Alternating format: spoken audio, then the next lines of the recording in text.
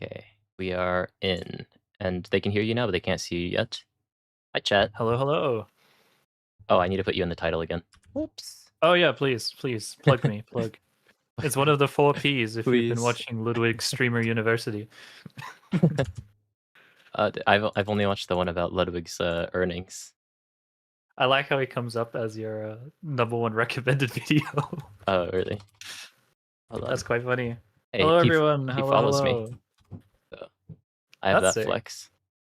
Yeah, hold on 1 second. You are now in the title. People who are listening, go check out Day, who, if you refresh, will now be in the title. He Yes, please do. makes pretty good videos. Made a Yellow Kid video where he forgot to put in the deck list. Check that out. I did indeed forget the deck list on that one. I am rectifying that. In the coming day, we should be fine. Yeah. Okay. Okay. Well, uh, guys, if the audio one of us is a little bit louder than the other one, let us know. Oh shoot! Hold on. Yeah, I'm gone. There you are. Where did I go? Hello everyone. I had my YouTube open. Okay. Okay, there So we go.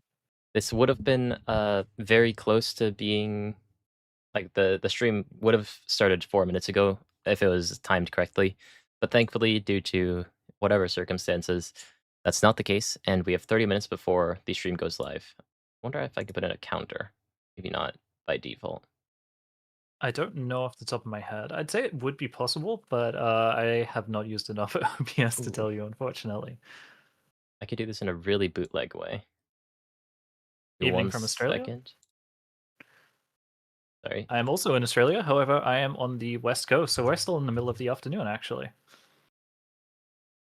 Oh yeah, Australia is big like that. Japan only has one time zone. Yeah, we've got like three, I think. Three standard ones that we use anyway. There might even be a few more.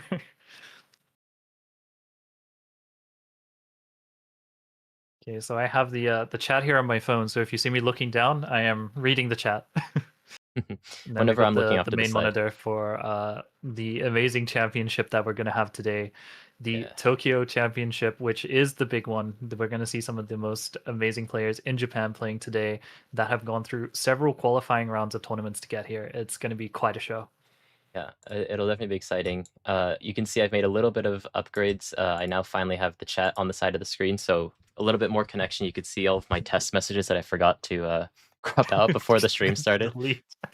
I say test, test, test, silence children, but I know that multi streaming works now. The only question is when I'm gonna do that. So everything should be working. I'm working on getting a timer up on the screen, and then we can yap a little bit before the uh, championship starts. Yeah, sounds great. Already, Limito Star. Hi, are we in green slot meta now? Yes, we are. We are in the sloppiest of green slot meta, which is being led by Mihawk. We got a little bit of red-green Luffy coming up as well with the insane support that came from the Nika starter deck. And just generally, it's looking like green is one of the best colors right now. It'll be very interesting to see if that's going to permeate all of 16.5 or if it's going to be for even longer. Yeah, I mean, we don't know how OP17 is going to shape up, but it feels like OP16.5 Mihawk feels very, very powerful. It only has like a couple of bad matchups, both of which are green, so very much feels like play Mihawk or lose to Mihawk, and no matter what, you are going to end up playing green, which kind of sucks right now. I spent probably like 3 hours yesterday trying to find a good deck that beats Mihawk. I tried Crocodile, I tried Red Black Sable, and I think Crocodile can do it, but it still feels very close just because that deck Mm. swarms the board, hits really hard, and even when you get to that point where you start chaining your 8 cost crocodiles, sometimes it feels like it's a little bit too late. So felt a lot scarier than it used to be, unfortunately. I haven't really been able to crack that cookie yet.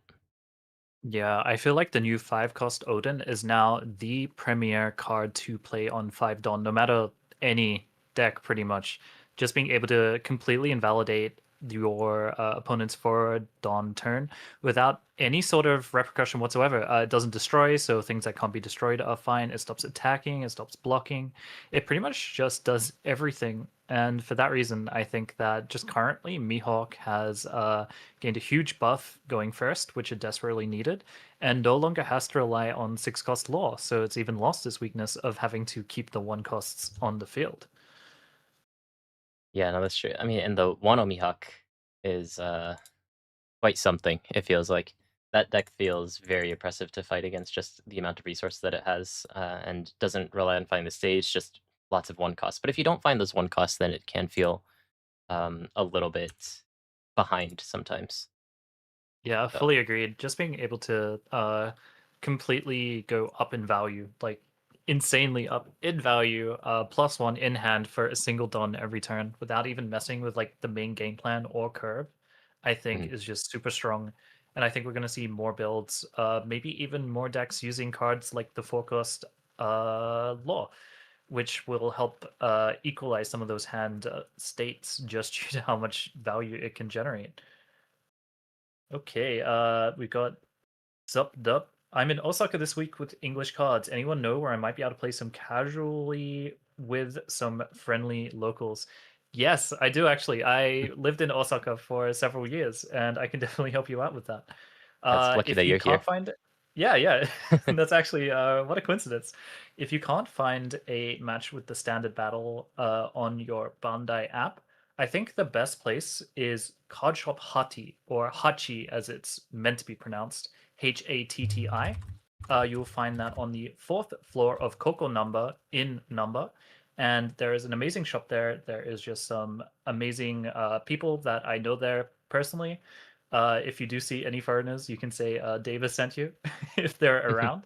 But just generally, I think that's a really cool shop. You might even find some Japanese people to play with. Yeah, definitely my favorite card shop in Number for One Piece. Mm. Yeah, okay. I'm sorry. For some reason, can't figure out how to get the timer on screen. Whenever I try to display capture, it just doesn't show up. But there's about 25 minutes till the live stream's supposed to start. Yeah, I'm Tokyo based. Deva is Osaka based. So if you have Tokyo questions, ask me about that. But I wouldn't know all too much about Osaka.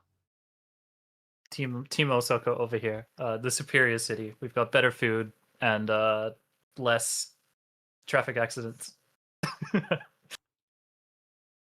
I don't know the data on that, but I feel like the type of people that I see in Osaka definitely feel like they'd be more prone to accidents. You know what? I'll give you that one. I think that's. I had to come up with something on the fly. I'm not very good at rivalries. Yeah. It's like Osaka. The image that I have of Osaka is that they're more reckless. So yeah. Yeah, we have the very Mhm. famous diving off into one of the most polluted rivers in Japan for the victory of the Hanshin Tigers. For those that are into Oh, baseball. fun. Yeah. No, the place that I always used to go to for lunch when I was living in Kyoto for almost a year had just a ton of Hanshin Tiger posters all around the store, which is fun. They like assigned Oh baseball and yeah, stuff. Yeah, that's very big it's down really there. funny even seeing those in the secondhand shops around Osaka. There's just so much Hanshin Tiger merch everywhere around the whole Kansai area. It's it's quite a cultural phenomenon. Yeah. Still, I prefer Kyoto um, over Osaka or Tokyo, even though that feels like the main argument. It's kind of like New York versus California, but then like in the middle you have like I don't know what you'd even compare Kyoto to, but Kyoto was a lot of fun when I was there. Maybe New Orleans, maybe. Maybe it's I yeah. haven't been to America yet, unfortunately. Mm, So it's very hard for me to draw those comparisons. But I am also a big fan of Kyoto, especially some of the more rural areas, I think, are some of the best places in Japan to go visit, even if you're just there on holiday. mhm. And yeah, the history, well said, Gable Chaos. And then Clark has a question for you, Kai. How humid is it in Tokyo at the moment? Because I know that was the worst element of living in Japan for me was the humidity. It's very humid, but being Japanese, I don't care. I have long sleeve pants on. Um, like I was outside, I think it was like 34 degrees. It was very, very hot. Like even the wind was hot, but it gets to like 40-ish, so it's still on the better end. Yeah, no, the thing that really messed with me living in Japan was the not the temperatures during the day, which I would say are very comparable to Australia, but the temperatures at night were brutal. especially going to some festivals or even being out at like 2 a.m. and it was still like over 30 degrees at night. Mm, And I was just not prepared for that. Just the humidity and the like the secondhand heat from the concrete of the big cities was just right. unbearable for me. Yeah, yeah, yeah. Like, big cities do definitely feel a lot worse than if you were kind of in the countryside, surrounded by trees. So, yeah, I get that. I mean, if you live here for a while, you start to get used to it, though.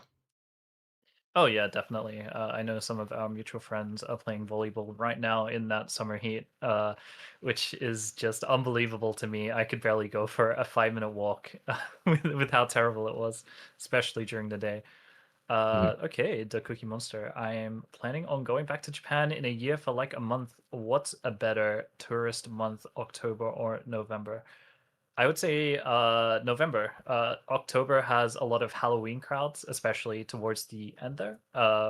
Especially if you're going to any of the major cities. Well, I feel like November, while you lose some of the autumn colors or momochi, you generally have a much more lax time. What do you think, I don't know, it's all the same to me. Like, Kai? I I don't think there's a significant difference between October and November. It's probably cooler in October or, November, but it's probably about the same-ish. I think it's kinda just, like, if there's specific events that you want to go to, then you probably, uh, coordinate with that, if, it's sakura season, you wanna go around, like, March-ish. If you want to get here for the fireworks, you come in July. Um, Mm. so it's kinda just what you want to see because, there's always, like, concerts and whatnot, so if there's, like, a music artist you wanna watch, then you should check out for those ahead of time. Otherwise, I think that weather-wise, they're basically the same. Yeah. Mhm. No, Trying to that find is absolutely fair. Especially if you've gone to Japan more than once and you've seen like the main like touristy side of things. I feel like just going to see like specific things that you want to see. Music is a big one. Some they have so many like pop-up shops and galleries as well. So many like seasonal things to eat as well. I think is a big one, especially in the big cities. So mm. yeah, I don't think you could go wrong with either of those, honestly.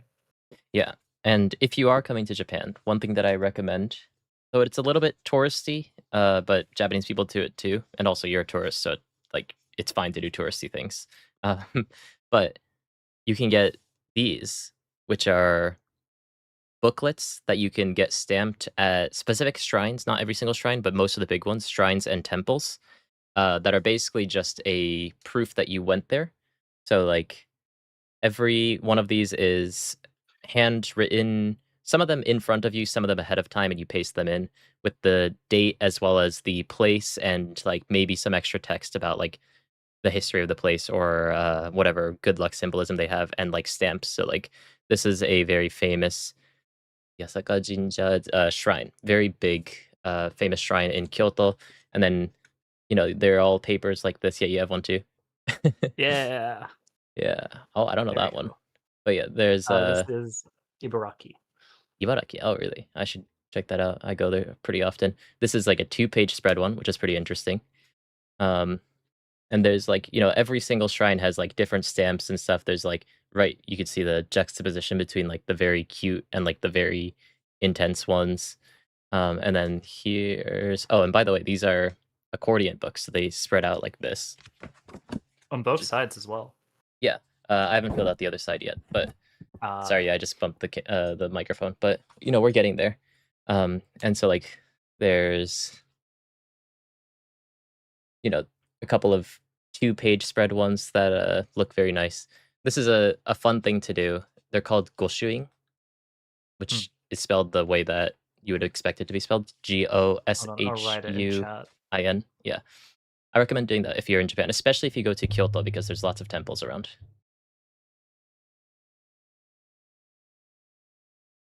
Yeah, Thank I you. highly, highly, highly recommend it, especially going to like areas off the beaten path and finding like cool Mhm. shrines and just being able to have some sort of recollection of that. I Mm. think is really fun. And then if you go to some of like the more touristy places, like Enoshima, which is south of Tokyo, they have like 10 shrines on one island, and you can fill out like Mm-mm-mm. half a book. Highly, highly, highly recommend it just as a recreational activity Yeah, it's when good you go on motivation to, holiday. like, go around and stuff too, because you have, like, more stuff to do than just stare at a temple, like, you have something to bring home too. Like, for example, the book as well. I can't believe we're going down this rabbit hole, give me a second. We're gonna talk about this now. Oh, it's time. No, no, Is no. it time? I just wanna talk about these now. Okay, no, go for it. Favorite canned vending machine beverage? Canned? Can. I do like a lot of the pet bottles. Yeah, But I'm not sure I have a favorite canned beverage. okay, I have my chat in this one. Give me 1 second as I copy over both Deva and chat Chat onto onto another another screen screen setup. setup. So So maybe maybe it's better if I do oh, sorry, I'm clicking all the wrong buttons. Give me 1 second, guys. you I got this guy. bring Bring chat chat over over here. here. Okay, Okay, okay. okay. Okay, we're Okay, we're working working through through this. I know that site. I know that site. Yeah, Oh, yeah, that's yeah. sick. Um, and And then then I need to get Deva in here. Perfect. perfect. Okay. Okay. So So if you want to go around to a bunch of Japan's temples, this is this the is the website, website, almighty.club. almighty.club. And then And then in in here, here, I'm not I'm not going going to to search search by by near got an me. echo situation. Oh, Oh, really? really? Oh, fuck, hold on.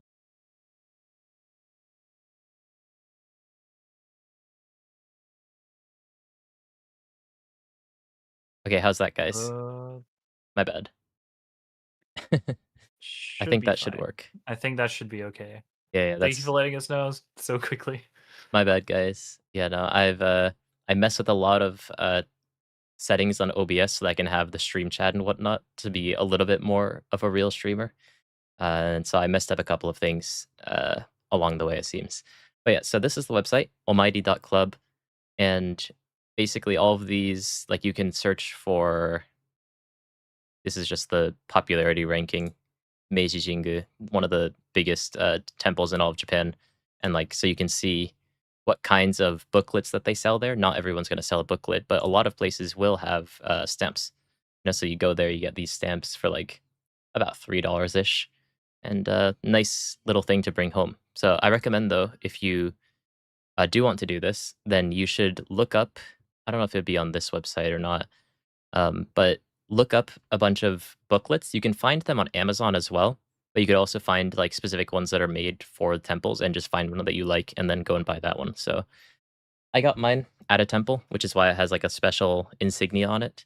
And it took me maybe like 2 weeks to decide on this book because I looked at basically every single temple in Kyoto and decided to get this one. But lots of cool things, and then you can go around like honestly anywhere in Tokyo, anywhere in Kyoto, anywhere in Osaka has uh, some of these cool stamps and whatnot, like Deva has Yeah, as well. I got mine. One really cool thing you can do in Kyoto is go to Arashiyama and catch a taxi to the top to Adashino Numbutsuji Temple. And if you do, you can walk down this huge hill, ending in the bamboo forest, and collect all these amazing Goshuin-cho along the way. Goshuin, sorry, not Goshuin-cho. Mm. Highly, highly, highly recommend it. And I just dropped one on the floor, so 1 second. Do you not paste them in? It's this, so it's a little. Uh, They also come with extras sometimes. So this is like the history and the mythological elements of the temple, which is yeah, really cool. yeah. It's just a fun thing to do if you're in Japan at any point. Because I think coming just for cards probably isn't worth it. I disagree, but collect stamps and cards, both good, both fill the same niche. Surprising amount of overlap. Yeah. Oh, okay, well, that was a long tangent. How's everyone in chat doing today? As we are about how far from the stream starting? About 13 minutes away from the stream starting. You'd probably have a lot of success with where to go as the OPTCG card gamer visit Japan. This being the majority of the vid is. Hmm. I thought about doing that as like a YouTube short. I think I'll probably do that once I can expand my content to be a little bit more casual. Right now, my content's a lot more competitive. So if I end up doing something that's like best places to go as a card game player, and then it's just like showing you all the best temples in Tokyo, I feel like that would ruin some of the trust that I have with my community. So I need to wait until I've built up that rapport before I can do that sort of stuff. But yeah, I mean, at least though on stream, I'm happy to talk about that sort of stuff whenever you guys like.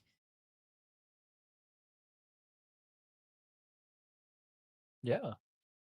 I definitely think it's something that I would love to see from your content as well, Kai. Especially me being so homesick of Japan at the moment, it'd be great to see your areas that you find amazing to visit, both from a tourist and a local perspective. Akihabara was so overwhelming with card shops. I went to like Raftail and then just like left just because of how many there were, and having to climb like 5 flights of stairs to check out like a store that was nothing but for Oripa and nothing Oh, else. It yeah, was yeah. quite a minefield. Yeah, no. I think one of the nice things when you compare, specifically card game culture in Osaka and Tokyo is that Tokyo, the main card game center is Akihabara, but Akihabara is the center of, like, all niche things. So, like, you'll have a card game shop next to a, like, random weird good stuff next to Melon Books, which is a explains exactly what that store is about, or as the Americans like to call it, doujinshi. Dojin, actually, they call it. Um, and, what else do they have? They have a bunch of card stuff, they have a bunch of weird stuff, they have a bunch of, arcades, but they're all, like, spread out because there's so many things in the same area, whereas, in Osaka, there's this area called Otarodo, um, which basically just has every single card game shop, like, within 2 minutes of each other, so it's really easy to go around Osaka for cards. Yeah, I actually worked directly opposite Oto Road, and it was amazing. Basically, you have every building having at least 2 card shops and like 3 maid cafes. That's pretty much the entire area. So you can pretty easily navigate to like all the big hitters. You've got Giraful, you've got Hallelujah, or you pronounce it in Japanese a little bit more weirdly than that. You've got basically COD Labo, COD Box, pretty much everywhere, and you can go so easily and just compare prices as well. So you don't need to like insta buy or be scared or like trek halfway like across Akihabara to go back and find what you were missing. Mhm. Highly, highly, highly recommend it if you're a COD game fan. No shade on Akiba. Akihabara has a lot of cool things, but for card games, I feel like Denden Town and specifically the Oto Road area is like the mecca of trading cards in Japan. Yeah, no, I mean, if you're going for card games, I think that Osaka's probably better. I think especially Akihabara, because so many tourists go there by default, the prices are a lot worse. Um, that being said, it doesn't really make sense to go. Oh, stream started at the very least. I'll let you guys know when people start talking. Uh, but I think that one of the issues that I have with Akihabara is just like you said, comparing prices. You go to a store and then to come back to that store is going to be like a couple of hours later because it takes so long to go around everywhere. So, yeah, I mean, if you're going for cards, go to Osaka. If you're going for anything else, maybe go to Tokyo. That's my thoughts.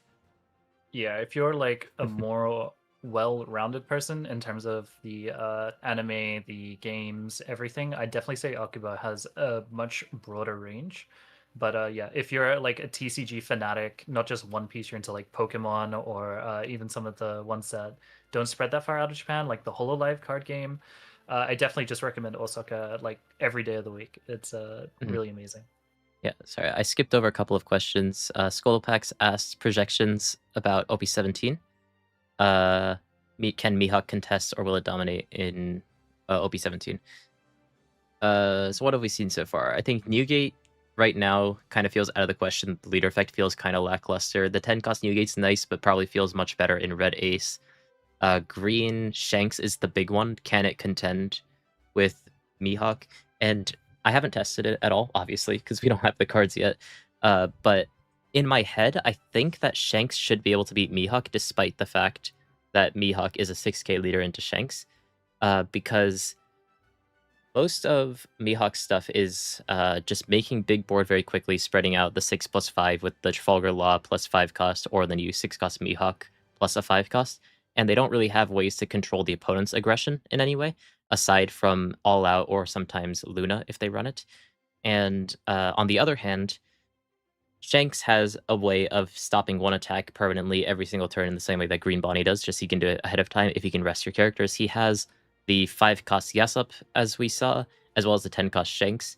But mainly that 5 cost Yasup being able to restand a character at the end of the turn helps you get out of Luna range or all out range.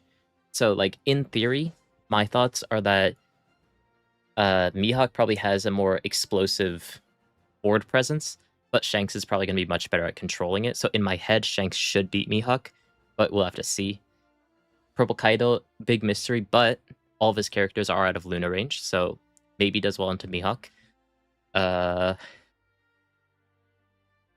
Oh yeah, Black Luffy, I guess all of his characters have like plus 12 cost. Aside That's from where like I'd those love two to come in, costs. actually. You want to talk about I that? actually think, depending on how many, uh, basically, oh, hold on, what was I gonna say? Depending on how many of Luffy's characters actually reach that like 12 cost prerequisite, they basically can't be stunned outside of specifically Lore and Beppo, which I feel is really, really strong into Mihawk, especially if you can like spam them out. Not to mention Loki. If we see like more removal focused builds with Luffy, maybe even using some of the existing black tools like Laboon, which I know has a Straw Hat Brook support unit, we might actually see builds that can just remove Mihawk's board faster than they can keep it on the board. Especially if they remove Laboon, which they seem to be doing as they move towards the Wano build, which I think is great. It opens up so much counterplay, and we're just going to have to see if the value outweighs the protection of Laboon, depending on which build they go to into OP17. Mhm. Yeah, I mean, in general, it feels like there's not much removal right now in the game. Uh, I mean, if you disregard like Roshinante and all, but those are like power-based removal. There's like no cost-based removal in the game right now, basically. So it makes sense that they're cutting down on Laboon and whatnot, but it does open up some possible ways to combat that, because things like Gravity Blade hit both of the characters that they just established with the 6-cost Mihawk, or you could even do like the Dragon Twister and Teach or something that gets rid of both of those as well. So we'll have to see. Maybe this is the Wano Mihawk is kind of like a hyped early version of Mihawk that they might have to like tone back a little bit to add in some removal protection. If they put in removal protection, though, I feel like it might be a bit scary though. Just because I feel like that's the one counterblade the deck has right now. But yeah, other than that, Yeah, Linlin, I think we haven't seen enough cards for me to really give my opinions on that deck. yeah, I feel like Linlin is definitely going to depend on the remaining support yet to be seen. The pudding is crazy. The new smoothie that was revealed today, I think, has the potential to be really crazy, but it also is 7 Don for a heal 1 vanilla 4K afterwards. That triggers a vanilla 4K. And if we compare that to the 7 cost Straw Hat Robin, where it is a 7 cost 8K that deals a damage on KO, heals, and draws, the relative power level seems lower than Nami. So we're definitely going to have to see if the remaining support makes up for that. And before people say the Big Mom 10K 10 cost makes it a 8K, that is only during your turn. So after it swings, it's gonna die. So it makes up for that kind of weak stat line with a single larger swing, which I'm not sure is gonna be enough. But if we keep getting more strong cards, I can definitely see Big Mom being a threat. I don't know. I think was the smoothie a rare? I guess maybe we shouldn't. Common. Common? Okay, okay. That's fine then. Because I was very underwhelmed by that card. So if that was like the standard of cards that we're gonna get, then I would be a little bit worried. But if that's just like one of the effects that you get and like something that's fine to play on 7, because like a heal is always fine. Yeah, compared to the 7 cost Robin, it's nothing crazy. But if we Fun do get fact. something, yeah, what's up? You can play it off 7 cost Egghead Stussy. Oh, that's fun. Yeah. Interesting. That's I'm actually not sure not if it's bad. gonna be good. Yeah, I will have to see. Maybe it opens up some lines for Vegapunk. Let's go. It We is love just a Vegapunk generic heal. support. Yeah. I mean, there's actually a decent number of Egghead 3 cost 4,000s. There's the Robin, there's the Bonnie. Maybe you do some really weird 10 mom stuff. I don't know. Yeah. It'd be funny at least. Mm. Yeah. Speaking of OP18 leaders, I just as a random tangent, I thought it would be really cool if OP18 is multicolored leaders that slowly builds and mixes together the strategies that might develop in OP17, which I thought would be really cool. I think it's the first time ever that we've had only monocolor leaders outside of like literally the start of the game. So I thought it'd be really cool if they build off that in the coming sets, mixing together these like strong flavors of archetypes that they seem to be developing. Mhm. Yeah, I Random mean, tangent over. it's hard to say what OP18 is gonna be out when OP17 is not even out yet, but I think the start decks are coming out in the West in about a week, and then about 2 months after that, roughly, we're going to be getting OP17. So that'll be fun for everyone because that'll be the first set with actual simultaneous release, which is going to be pretty cool. Then we have the Flame Fruit in Europe, which both of us are going to be at. It is very exciting having the simultaneous release, which is amazing, and then also having the biggest and I would say one of the grandest events in like trading card history, being such. It almost feels like something directly out of an anime. Like as someone that grew up with Yu-Gi-Oh, this feels like Battle City almost in the way it's been structured so faithfully after the anime, having 4,000 people competing. All the merch is amazing. All the prizes seem amazing. I think it's going to be one of the greatest events in TCG history. Oh, Yeah. and I will. Oh, No, no, sorry guys. You might randomly hear some loud noises in the background. That's my little brother. He has autism, so don't mind that if you ever hear anything. Yeah. no worries. Okay, wasn't there a spoiler from distribution about a character getting a leader that has none until now? Frankie, that will rebuild the game. No, I don't think the distro leaks work like that. I'm not sure. I don't think there's been anything about the new leader, although I think it's fair to assume that it is blue. Otherwise, we'll have the first set missing a color. But yeah, no, I don't think distro can confirm something like that. I think that's just like the statistics of the actual box, so like the amount of secrets, etc. Um. So I would be very careful about what information that you think is true. Yeah. So. Yeah. I think so. First of all, he's talking about OB18, but also I Oh, think that like usually what distributors get is they'll get the set number, the name of the set, the like description of the set, and then the ratio of cards and rarities. So then you can start to infer some things because like the tagline in Japanese will be like あの伝説のヒーローが再びリーダーに or something. Oh fuck, why did I do that in Japanese? those are the words. No, but like they'll have like random taglines like that guy is finally going to become a leader. And then people can infer like, oh my god, it's going to be Frankie. So I think that's probably what he refers to. But Right. hmm, yeah, but Interesting. I haven't checked any of those things, and regardless, it's like 5 months from now. So gonna take a Yeah, while yeah. for us to get to that point. I'm just gonna wait for them to come out as they naturally come out. My thought too. We have so much exciting stuff just around the corner. It's too hard to look at OP18 yet, especially with like the reveals are getting crazier and crazier. These are some of the most polarizing leader effects we've ever seen. That on paper are some of the strongest, and having things like Kaido and Linlin having such amazing access to legacy support in some of the OP01 stuff with like Tenkos, Big Mom, and Onigashima. There's just so much right now. It's really, really hard just to look to the future just yet. Hmm. Yeah, I mean, I'm excited for OP17. That's like, even though we're in start deck season in Japan right now, just kind of waiting for more OP17 stuff more than anything. So, I mean, this season I'm happy to just keep playing Black Yellow Teach. Black Yellow Teach is still very good in this meta, I think. Maybe I think the stream should be starting in a couple of minutes. It was scheduled to start 30 minutes ago, was delayed until 5:05 Japan time. It's now 5:06, so we should be getting that soon. But do you have any predictions, maybe for who's going to win, or some surprise decks we might see in the top 16 today? Mihawk will win, most likely. Uh, Mm, you never know. other I than that, think Red Green I Luffy might think sneak in Goofy, there.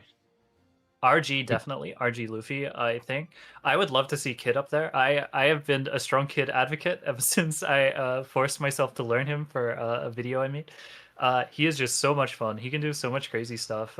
The 8 cost kid being out of range of Lunar, I feel is really strong, and having the ability to restand things so that you can deny the effect of Lorem Beppo, I feel is just like inherently a really strong counter to Mihawk. So I'd love to see Kid up there. I reckon he can really do some stuff given the opportunity. How about you? Yeah, I mean, Kid sounds cool. Trying to think. I do think Crocodile is probably still good. Historically, he had a very good Mihawk matchup as Crocodile. When I tried the deck, it's felt a little bit harder, but it still feels like it should theoretically be favored if I don't suck at Crocodile. So, I think Crocodile is one of those picks that could sneak in, but I don't think that his play rate is really high enough for me to confidently say that. I think maybe we can find the play rate of decks last time because it was very different from the pre-SC format. Yeah, I'd love to see that actually. Let me pull that up for you guys. And yeah, this is by the way, today is a national holiday in Japan. It's called Umi no Hi, which is Ocean Day, which I don't actually know exactly what it's supposed to be celebrating, but we have Ocean Day. So therefore today is a Wait. holiday. So that's why we have a tournament on a Monday, where usually they're on like Saturday or Sunday. Okay. Oh, that's so true These actually. I'd never even put that together. Yeah, so this is what we had last time, and we have the actual live stream in the corner right now, so we can get to that as soon as that actually pops. But oh, and if you want this to be on your screen as well, maybe check out Opera GX in the link in my description below. This is a sponsored stream. um, but last week we had Green Mihawk at 16.3%, Black Yellow Teach right below, Purple Enel, Red Green Luffy, Green Blue Luffy, Blue Yaonami, and Yellow Kid under that. Right behind that we do have Purple Yellow Shinante, Blue Kuzang, and it starts to fall off a bit after that. But Black Crocodile is on the list though. Black Yamato pretty low, even though theoretically doesn't do that bad into Mihawk. Haven't tested that at all though, so I can't really back that up. Just being able to spam 8 cost rush characters seems pretty good. But I have no idea. Yeah, it's really Uh, interesting to see so many of the starter decks there, actually.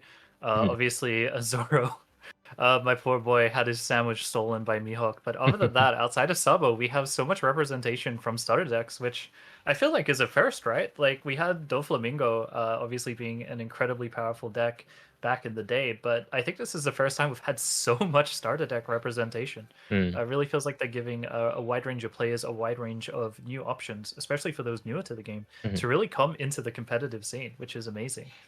Yeah, I think the interesting thing is when I first saw a lot of the start deck cards, I was thinking like that card's okay in Red Green Luffy. It probably won't push the needle that much because that deck has more issues than just not having a stage that attaches one dong. But it was a very significant buff. Mihawk as well, being able to use that 6 cost Mihawk and the 5 cost Olden, I was like, oh, this is a Teach and Enel hate card, but I'm sure it has other problems. Didn't have other problems. Made No, the no deck problems. really, really powerful. And, you know, Yellow Kid, as you're mentioning, has a, you said 50-50 matchup into Green Mihawk and a devastating good matchup into Red Green Luffy.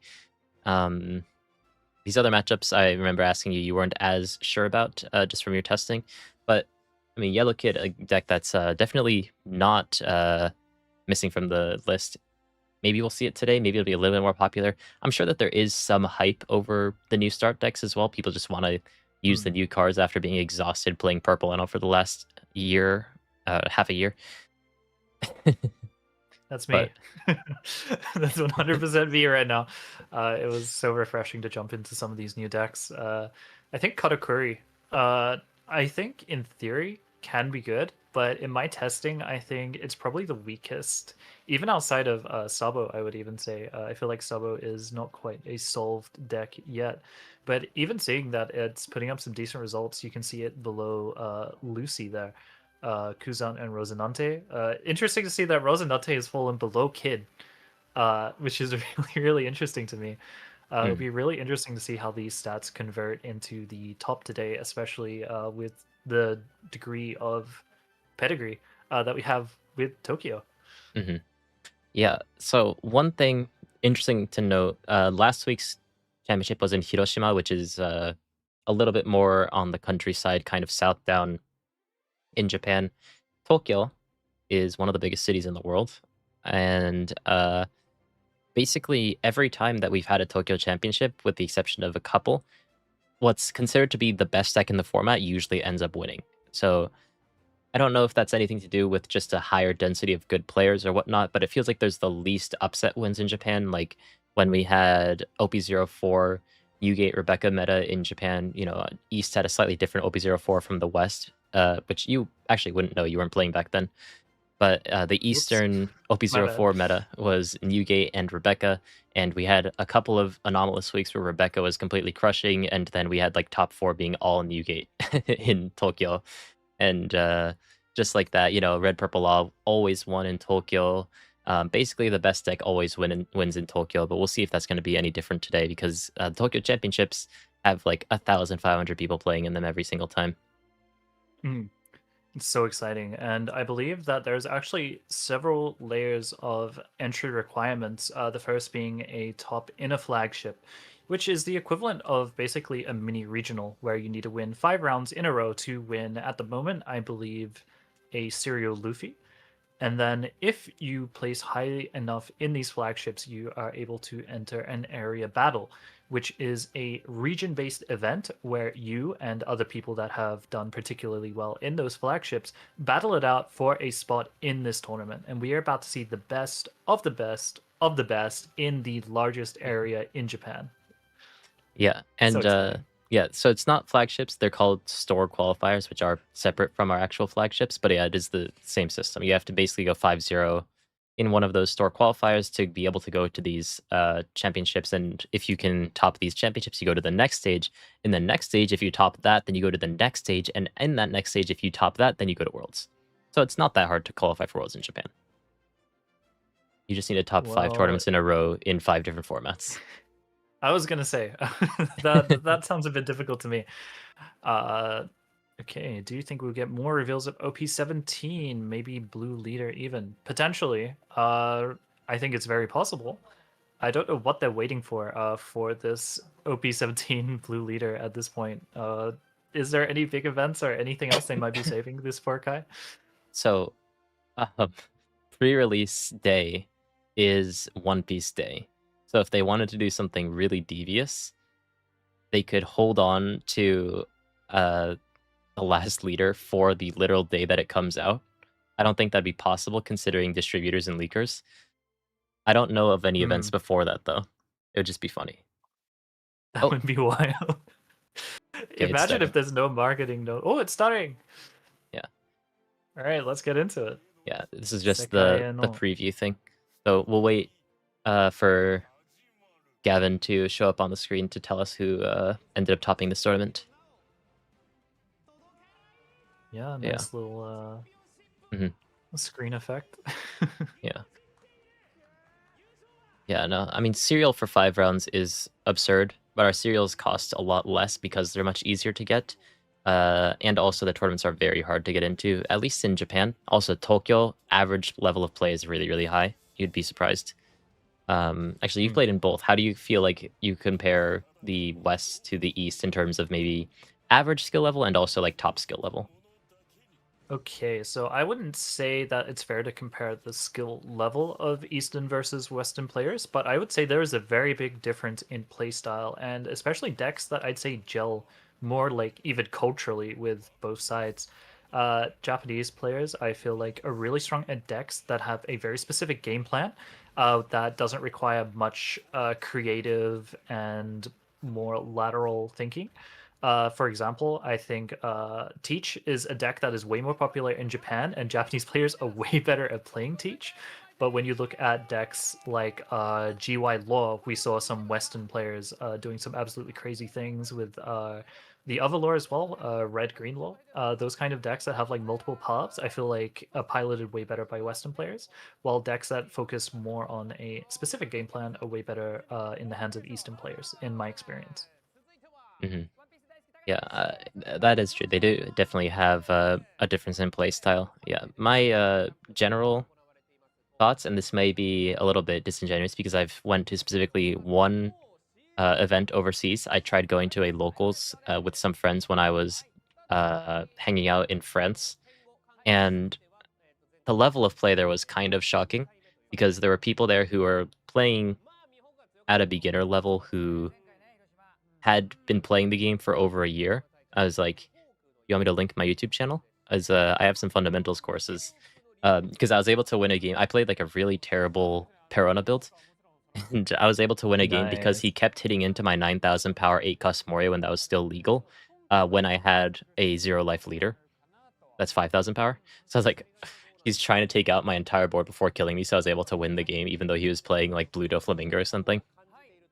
So, Oh no. I mean, I think it's just I probably got like a bad batch of matchups, but I was able to do well in that local, and that's kind of altered my perception of the average level of play because when I play in Japanese locals, that never happens. I played in like hundreds.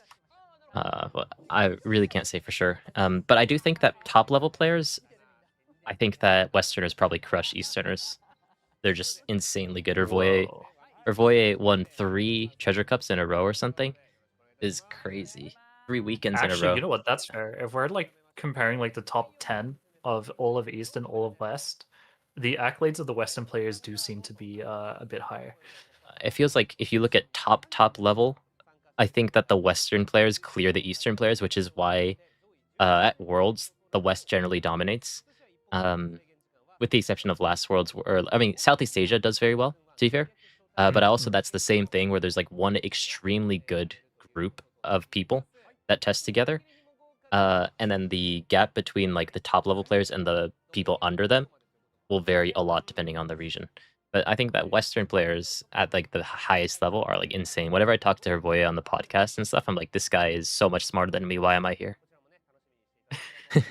Yeah, no, I even got that secondhand just watching the video that you put out on the podcast. That just the way he thinks, Mhm. I feel like is just leagues above. He's on a Yep. generational run, He's comparable to like some of the greats in other COD games. I wouldn't be surprised if he goes down as the best player in history. he's Which, if you insanely want to good. look at it that way, does give a point to the West over the East, I suppose. Yeah.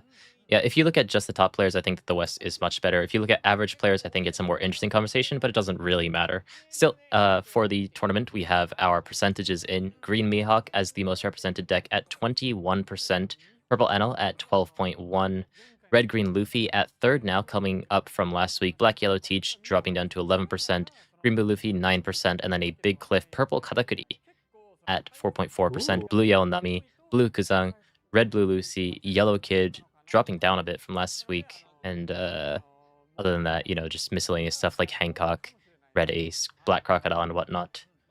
So Crocodile hanging on for dear life there, being the last represented deck outside of the other tab or the Sonohoka. We are looking at Kid, yeah, falling off. Rosinante also in the trenches now, which is really surprising. I really love that deck. It's just sad to see it go. I think, Lucy yeah, going up, which is crazy. I don't know. I mean, to be fair, it's like going up from like 1% to 2%, so it's not very significant. One of the things that I notice a lot with Japan is that they're not as big fans of Purple Yellow Shinante as the West is. Most Japanese people, especially in OP14, as we saw, love Green Mihawk. So I think that Green Mihawk, Mm. just now that it's finally playable again, everyone's been sitting on those cards for a couple of sets waiting to use it again, and now they're able to. I think that Green Mihawk is justifiably the most represented deck in the tournament. I think that it's one of those decks that doesn't have any hard losing matchup in the tournament, basically at all, and is fairly consistent as well with that Wano build. We'll see if that ends up being the dominant type of Mihawk on this day as well as it was 2 days ago. I fully agree. It'll also be interesting to see. I see a Kobe in that other section as well. So we've got Sabo, we've got blue, purple Luffy, Emu, Shanks, red, blue Ace, Kobe. We've got red Luffy, which will be the new starter deck one. We've got green, red Smoker. We've got purple. What even is that? Red, purple, Sugar? We've sugar. got Yeah. Sugar I and mean, yeah. Nika Luffy, the old one. purple Yeah. black Luffy as well. It'd be really interesting to see if some specialists have come out of hiding because these are just the representation rates, not necessarily which deck will go the furthest. So Yeah, there may have been some people sitting on some spicy tech for a very long time. it's possible. I mean, that's how we got the legendary, green blue Sanji, Zoro Sanji. So, we'll see what ends up happening. These are the sub 1% play rate decks. I mean, but still, compared to last week, though, if they give us a little bit of time, the percentage of Mihawk has gone up quite significantly. Teach has gone down a little bit. Purple NL is about the same. Red Blue Luffy about the same, and Green Blue Luffy gone up slightly. Purple Katakuri seems to be that's gone up more significantly. Yellow Kid has gone down a little bit, which I'm a little bit surprised by. Okay, we have Mm. our top 16, which is going to be 6 Green Blue Luffys, one or not one, 4 purple NLs, 2 red green Luffys, 2 green Mihawks, 1 red black Kobe, and 1 black I Yamato, which called it. we call Black Yamato and Kobe both decks that we were just talking about as decks that could potentially break into the top. I really think I actually didn't mention this as much. I've been testing a lot of Kobe as well. I do think that this deck does Ooh. quite well into this meta right now, just because it is one of the rare removal decks that exists right now and has a lot of initiative to be able to clear the opponent's board on their own volition, thanks to things like that 3 cost Hibari. Sneaks into the top 16 alongside Black Yamato, but Green Blue Luffy going to be very dominant in the Tokyo Championships, 6 out of 16 people. Hmm. It's going to be very interesting to see if Yamato is actually that favored into what's left. I know it has a decent NL matchup, surprisingly. Not too great, but better than people think. Interesting. Kobe, I know very little about. I have a friend that is absolutely obsessed with Kobe, swears Mhm. it's the best deck, and will play nothing but Kobe. Maybe he was onto something this whole time. Yeah. Well, Other so than I can that, tell all you, the expected decks are there. yeah, I mean, I am surprised that Green Blue Luffy ended up being the most represented. I do think it's one of the decks that does well into Green Mihawk, so if Green Mihawk's play rate goes up, then it makes sense that Green Blue Luffy is going to be very well represented in the top cut. But Red Black Kobe destroys Green Blue Luffy. This deck Hmm. basically has no chance because they develop their bodies and like yes, they draw one card on play, but Kobe basically has a really easy way to just hit into those characters even if they're active, never giving them a chance to attack. And because you can hit into their characters and clear their board before they get the chance to attack, uh, Green Blue Luffy doesn't have the opportunity to spread out their board and build up a board big enough to use Navy headquarters. So therefore, you just have to play one card, hope that it sticks onto the board, and then try to go for leader. And maybe if you try to close out the game with a restand, it would have to be something like the 6 cost Brook. So you have to like establish the 7 cost Boa Hancock and try to swing and break through with that. The issue with that is that things like Doll exist. So just basically every step of the way, Red Black Kobe has a way to deal with Luffy, not to mention that the 4 cost Kobe from PRB02 can get rid of a smaller character 3000 base power or less while drawing a card if you have 6 cards or less in your hand. Everything that this deck does beats Green Blue Luffy. So honestly, if he has a decent matchup in the early part of this tournament, I'm trying to think what this deck loses to. It had a very bad Blue Yell Nami matchup, which we don't see in the top cut, and it had a pretty shaky but not undoable purple NL matchup. The other matchups, in my opinion, are kind of fine. Like Green Mihawk does have the ability to stun your 3 cost Hibari, but as long as you get that Hibari going at some point in the game, or you can just clear those characters through other means, then not a huge issue. And Red Green Luffy, a relatively slow deck that allows Red Black Kobe to build up board as well. So that was my long tangent on Red Black Kobe because I've actually been playing this deck a lot recently. I played it a ton yesterday as well. It feels very good to play, very fun to play, and I'm happy that we see it in the top 16. Yeah, I actually agree with everything you've said there. Pretty much we see on the right hand side the two decks that would and could go against all the meta threats at the moment. I do agree, as an NL player, that Kobe isn't too hard. But I think there is definitely opportunity, especially if the NL doesn't see what he needs, to really wreak havoc, just completely controlling the board. We also see Yamato, which basically being able to be out of Luna range with all of their larger bodies can really, really do some damage as well. This is a really Mhm, exciting underdog matchup, as well as a true display of skill of some of the best decks in the format. mhm. Yeah, we'll see what the first matchup ends up being. Excited to see. I expect that they're going to give us red black Kobe or black Yamato. It depends if they want to show the newer leader or the more rare leader. But it'll be exciting to see that. I'm hearing from chat that the black Yamato player is a guy named Laundry, which I actually know. He's a Tokyo player who I've met and played with like several times. He's a chill guy. Has a more notorious Twitter presence. Some people not really associate him with the type of person like Sawmill, but has the same sort of mantra where you either love him or you hate him on Twitter. But it Interesting, interesting. in yeah, in real life he is a pretty chill person though. So would be cool to see him on stream as well. Has had his fair share of controversy. So hopefully he doesn't make a mistake on stream this time. Good luck to him. Yeah. I'm really excited to see some of these less represented decks, and I feel like we're also going to see some really solid gameplay between some really solid gameplay of the new up and coming meta, which we can expect to see hit at the end of this month with all the new starter decks, all the new support, Mhm. and the continued reign of Goofy as being one of the top meta threats. It's so exciting. Yeah. One thing that I realized is that I was holding on to Kobe because I was thinking that basically Japanese people don't look at foreign results. Just like that's kind of like a cultural thing. People just enjoy looking at the Japanese results and the Japanese meta because a lot of times it also differs from the English meta as well.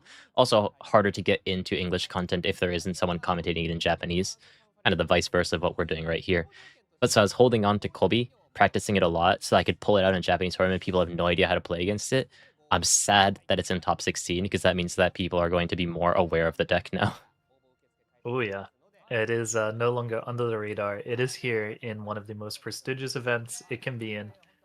It is definitely going to see if it can hold its own, or who knows, maybe it'll get absolutely destroyed in the first round, and it'll go back to being a underdog and with nobody expecting it. We'll see. Taking quite a while to get into the first game, so it does give us some time to talk about some of these decks. Yeah, we've talked about Kobe, we've talked about Yamato. I don't think if there's anything else that was surprising. But basically, I think most of the rest was just stock standard. I guess Mihawk's conversion rate was below average, and Green Blue Luffy's conversion rate was above average. But I think that makes sense if you look at the play rate of Mihawk specifically. Yeah, I definitely agree. Mihawk being the best deck in the format has a huge target on its back now, and I have no doubt that there were a lot of decks specifically running tech and gunning just to take Mihawk out of the tournament. And I have no doubt that that's exactly what caused its low conversion rate, especially when we see that its play rate skyrocketed between the last championship and this one. I mean, it was very dominant last championship, only losing to itself in the mirror in the semifinals and finals. So I mean, it's very clearly a very good deck. Very few decks can actually beat this deck. In fact, if it's going to take us a little while to get into the game, I can probably pull up some interesting stats as well. Yeah, Um, by all means, please. Even I'm curious. yeah, because I have a oh fuck, what happened? Um, oh, hold on, camera disappeared. Oh no, you're back. Okay, Hello. Hello. Cardi Kaizoku.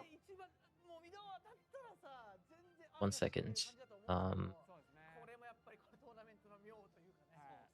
because Card Kaizoku very kindly gave me his paid SimStat stuff. So I can check all of the sim stats, and he also gave me permission to look at it on stream and stuff as well. But I checked this yesterday, and Mihawk was extremely dominant. I think this should get pull this up, and if you look at Mihawk's matchups, I mean, like, it's so green. You have, just looking at this, like, Red Green Luffy is a bad matchup. We see that represented in Top Cut, and Green Blue Luffy is a bad matchup. We see that represented in Top Cut, and basically everything else, you're just winning. Maybe some of them rely on the dice roll, but it's just green all around for this deck. So I'm not surprised that it is the deck that's being played the most, and also the deck that's being targeted the most now with things like Green Blue Luffy and Red Green Luffy, and maybe even to some extent, although I haven't really tested enough, Kobe. Although the sim stats say that it beats Kobe, theoretically at least, matchup shouldn't be all that bad, just because power Hmm. reduction's very good into green in general. Still, Yeah, oh yeah, no, we're right into it. Never mind. Hold that thought. yeah, we have Purple NL on one Please, side. Yamato. I mean, I would love to see Yamato versus Anel. Kobe! He's here. Let's okay. go. Okay. I have some practice on the Colby deck. You have a lot of practice on the Purple Anno deck. We can talk about this from both sides. Oh, yeah, this is going to be a really exciting one. Yeah. Do you have any experience with this matchup?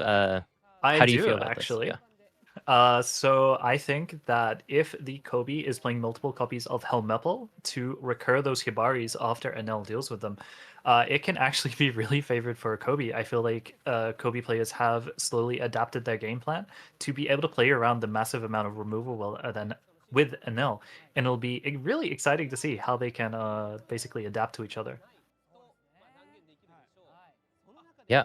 But still, Colby surprisingly didn't go for the rock paper scissors, which is the standard in Japan. Did actually use a dice roll to choose who goes first and second, and Colby is going to be going first in this matchup into Purple Enel, which does feel like it's going to be quite significant. Just being able to throw Enel off his powerful curve and also being able to establish some very powerful bodies early on. In particular, things like the 3-cost Hibari is really good in general. One of the staples that you need to find in this matchup, being able to give one of the opponent's characters minus 1000 power activate main, while also being able to give one of your sword type leader or characters the ability to attack into active characters, really makes it easy to start to clear the opponent's board. And the other basic card combo that you're looking for, maybe not as much in this matchup, though still just always going to be useful, is going to be the 6-cost Helm Eppo and 6-cost Colby. So being able to Oh yeah, develop those 3 cards at some point in the game is going to just really help this deck draw a ton of cards and also control the board a lot easier. So that's generally what you're looking yeah. for in the early game for Colby. Yeah, having access to the ability to draw on character KO means that Anel's weenies are actually just a free source of income for Kobe, paying taxes on the matchup, which is really good for Kobe. But we're going to see both players opting to mulligan. Kobe obviously relies heavily on seeing a good curve and Hibari in the early game. And Anel, yeah, it's surprising. Enel going for a mulligan might be looking for a specific tech card, or maybe he just got really unlucky with his opening hand. Yeah, we weren't able to see those cards, so we don't really know exactly what's going through these people's minds. But I do believe that the Colby did actually choose to go first in this matchup. So would prefer to, although yes, this deck does prefer to go second, so that you can develop those 4 or 3 costs on 4, but importantly the Helm Eppo into the Colby, which we both see in hand right now on that 6-stone turn. Ooh, I mean, this is a very expensive and pretty good opening hand if this guy can find something to play on that 3 or 5 don't turn. Now, the that Hibari is is less a important. sexy hand. Yeah, Hibari is less important on 3 because a lot of times you don't even want to rest it on 5. But just being able to find something like the Kujaku, the 4-cost Kujaku that is, or the 3-cost Hibari to play on that 5 don't turn is going to be very important, and it's going to be chained very well into that Helm Eppo into the 6-cost Kobe. Hmm. Forgive me if I'm wrong, but I believe that Hibari can allow leader to attack active on play, allowing you to rush into a weenie without actually resting that Hibari on 3. Yep, Is that that's correct. correct? Yes. Yeah, Hmm. so That I happened to mean, me and it hurt. yeah, that happens actually a lot, honestly. I do that very often, but the reason why you don't necessarily need to play Hibari on 3, first of all, the deck has a lot of searchers. A lot of times you'll have searchers that you want to expend in that early game. But also, if you end up playing the Hibari on 3 and use the on-play effect is somewhat wasted unless you really want to hit into those weenies. But then when you rest that card on 5, you don't really have, first of all, like the trash built up to be able to protect it, and also sometimes you want the attacks to be going into your leader. So in general, 3 cost 5,000 power stat lines are a little bit awkward unless you have the resources to defend them. And a lot of times this deck prefers to keep that Hibari as a constant threat. So no rush really to play that out in the early game. This is a different board from usual. That character area is massive. Makes the stream Yeah, much weirder. interesting. But I might need to adjust the cameras a bit because this is a different board from usual. No, no, take your time. So we see the Kobe searching into what looks like another searcher, bottom decking one of the dolls and his Lucy? No, not Lucy. Salvo, Ace, and Luffy, which is a tech card that is probably being run to help with some of the larger bodies we're seeing in this meta, especially with decks like Kuzan and even Mihawk with its high end. Kobe going through his deck looking for the perfect curve. We see the Enel player has opened a weaker hand, but that can change so quickly with the Ohm and now the Pudding being able to shape it. He is probably hoping for a Holy if he's running it, or he's looking for one of the 6-cost Enels to play on curve. Although, being so far behind, just by going second as Enel can be brutal. It's going to be really interesting to see if this hand turns into a good one or if it's going to stay the kind of mid-ish hand that it looks like at the moment. Mm. Yeah, you definitely want to see that 6-cost NL in the early game because that'll help chain into other things you want to play after that fact. Does end up picking up the Vadi over the 2 Lightning Dragons that he saw in his early hand. I'm not sure if I agree with that play. I don't think that the deck really cares about cost increase, so generally you'd be taking that just as a 2k counter. But I feel like in general, Lightning Dragon just feels very valuable in the face of things like Hibari and stuff that have very good on-attack effects, Yep, or fully agreed. one-attacking effects. Yeah, especially since he has a 2k in hand, which he will specifically be using for counter Kobe not having any real cost-based effects. So it's really interesting to see that choice. Maybe just being worried about being caught off by bricks or wanting to have the 2k just in case. Essentially, he's essentially going to try cycle it anyway.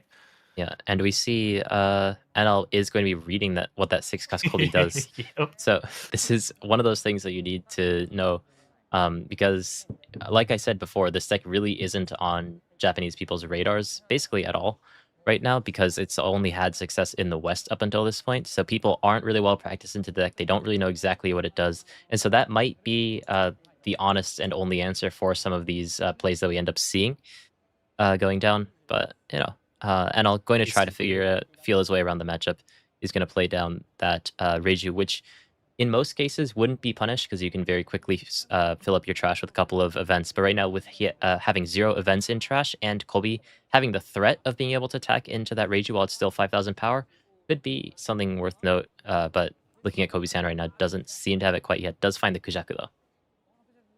Yeah, it's such an interesting choice, especially if you had the Lightning Dragon, it'd be a very great time to cycle it. The NL player opting to play extremely conservatively, I think, is what we're looking at here. Stacking counter, getting ready to defend probably its 6-cost NL in the later turns, and just making sure it can have as much as possible for when that time comes. Yeah, does find the 6-cost NL though, thankfully, so we'll have something that he wants to play on that next turn. Does also have the 4-cost Riplaw as well, that generally if you do end up running it, maybe you run it at 1 to 2 copies at most. So something that Colby will need to hopefully play around, but not something that you can always play around, especially as this deck is going to be drawing quite a number of cards once he gets down that 6-cost Colby. No, I 100% agree with you. Yeah. Am I losing my mind, or did he have 2 copies of Vari in hand before? I did not look that far. I would not be able to tell you that. Where did that go? What? You check in his sleeve and there's a Vadi and 3 more Mamara guns. No, wait, it's actually not in the trash. It's not in his. Wait, what? He's You can actually lost a rewind. card. I Yeah, I've actually just wasn't. rewound to check. Oh, really? It might be under one of the cards, but we'll see. We'll see. Still, it does end up taking that 5k to leader, going down to 3k. Going to be reading another card, which is a Oh little bit no, he's concerning. not ready. He Yeah, simply is not ready. yeah.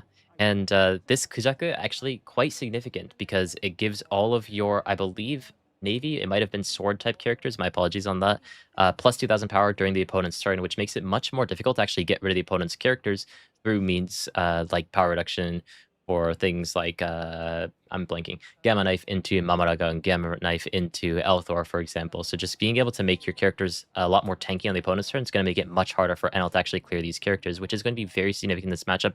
Lucky that he's able to find this card on time. Yeah, we're seeing Kobe finding a lot of good cards. I don't know enough about the deck to say if it's perfect, but as an Hanel player, I would be scared to see that hand right now, I, especially looking at my own. But we do see the Rip Law in combination with Gamma Knife and Mamaragon, which is going to be a huge swing turn later. Also noting that there should be a second Vari, so he can basically turn that Rage online any turn he wants, which is really, really good. yeah, it does look like there is one card hidden. Oh, that's Elthor. Yeah, I don't know where the body is if it does exist. Yeah, Yeah. yeah, yeah, whatever. Yeah, so as we can see, yeah, it does seem like it is just sword characters again plus 2,000 power. That Kujaku, as well as technically the other one cost Kujaku on the board, are going to have plus 2,000 power on the opponent's board now, which makes it so that this character rush that was given through Kobe's leader ability makes it a little bit easier to defend this Kujaku. Makes it a lot easier for you to swing with that Kujaku and take out the opponent's weenies as well. Now, I think that generally this is probably going to be the correct line of play on a standard game, just being able to play out that Kujaku developing your board. But because specifically the opponent was able to play down the Reiju the turn before, if you could abuse that with the 3-cost buddy, it might have been a really good tempo advantage.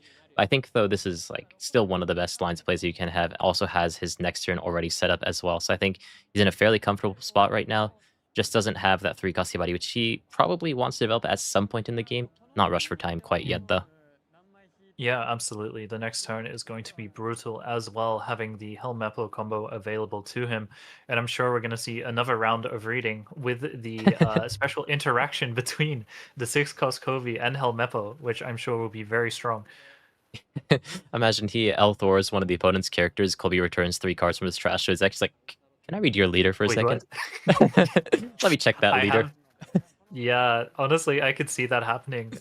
We see the pitching of Davari over the Elthor, which concerns me that that might be an interaction that does occur later. Oh dear, this is going Okay. to be very interesting. This is oh, okay. So oh wait, hold on. Okay, I think he decided not to use the card quite yet. Is gonna actually check that leader effect Oh just as we no, said. it's But happening. I think it's technically before he used Elthor. He hasn't returned the Dong quite yet. So he's thinking about if it's actually worth using the Elthor. The issue though is so there is an angle against Colby when they don't have very many cards in trash in the early game to just take out their cards so that they run out of cards in their trash and therefore have trouble protecting their characters. But because Colby already has 6 cards in his trash, he will be able to defend the characters much easier as opposed to if he only had like 4, for example. Uh, Wow, that a no player deciding to read just in time. yeah, he's like, pause. There was another effect on that, wasn't there? Shows that he has an Elthor just for good measure, but decides against using it barely before he, I guess, said that he was going to use the card, so therefore it was okay to still take that back. Is Mm, just going to go for the late effect onto the Ohm, trying to swing into Colby, because Colby, while a deck that is, I'd say, like a very strong mid-range powerhouse, develops some very solid, very well-statted bodies. Also, it plays 6/7 that plays another 6/7, draws extra cards per turn as well. Um, this deck is very powerful in the mid game, but it isn't super tanky, all things considered, when compared to other 4-life leaders, and also doesn't have as scary as of a late game compared to other decks. So it is very mid-range focused, and it does seem like NL is going to be trying to go for that more aggressive plan, trying to break through Kobe, hoping that it works, seeing if it works, because I think that his guess is as good as ours. fully agreed. We see that the NL players so far is I'd say playing pretty well. No real mistakes or anything like that. Choosing to be really patient with the Reiju. Obviously, afraid that's going to be swung into. Probably realizing that the Kobe does not have Hibari. If there's one card you know in the entire Kobe deck, it's probably Hibari. So seeing that that is not out just yet probably makes him very hesitant to rest his characters, as then they can be swung into. But we are going to see the power turn here. The combination, it's going to be amazing. Yeah, I mean, I wouldn't even be so confident that people know what Hibari does, because that is one of the relatively newer cards. If you haven't updated your matchup knowledge on Colby since the deck came out, then you might be thinking that the 8-cost Colby is going to come out of that 6-cost Helmeppo. So, That would be really funny, actually. yeah, we'll It'd be see very funny. if he Uh, just... Yeah, we'll see if he reads a card on this turn. Here we go. Comes The learning is happening. 6-cost... But to be fair, though, for this NL player, very stressful situation to be on stream in front of thousands of people and have no idea what the deck that you're playing against does. So, like, it is a better idea to read the cards than not read the cards and pretend that you know. So, Oh yeah, no, no. you know, That goes to everyone here. Always read your opponent's cards if you don't know. yeah. It is a little bit funny in this situation, obviously, because of the degree and stakes of this level of competition. but always ask to read your opponent's cards if you don't know what they do. There is no Mhm. shame in it. Oh, You there it are going is. to learn. There it There's the comes. read. Yeah. He's uh now one thing that could be going through his mind right now, okay, this Kobe's gonna disappear at the end of the turn, so I don't have to worry about that Kobe. But Kobe doesn't disappear because regardless of if it's your effects or the opponent's effects, you can just trash one card from your hand and keep that Kobe on the board.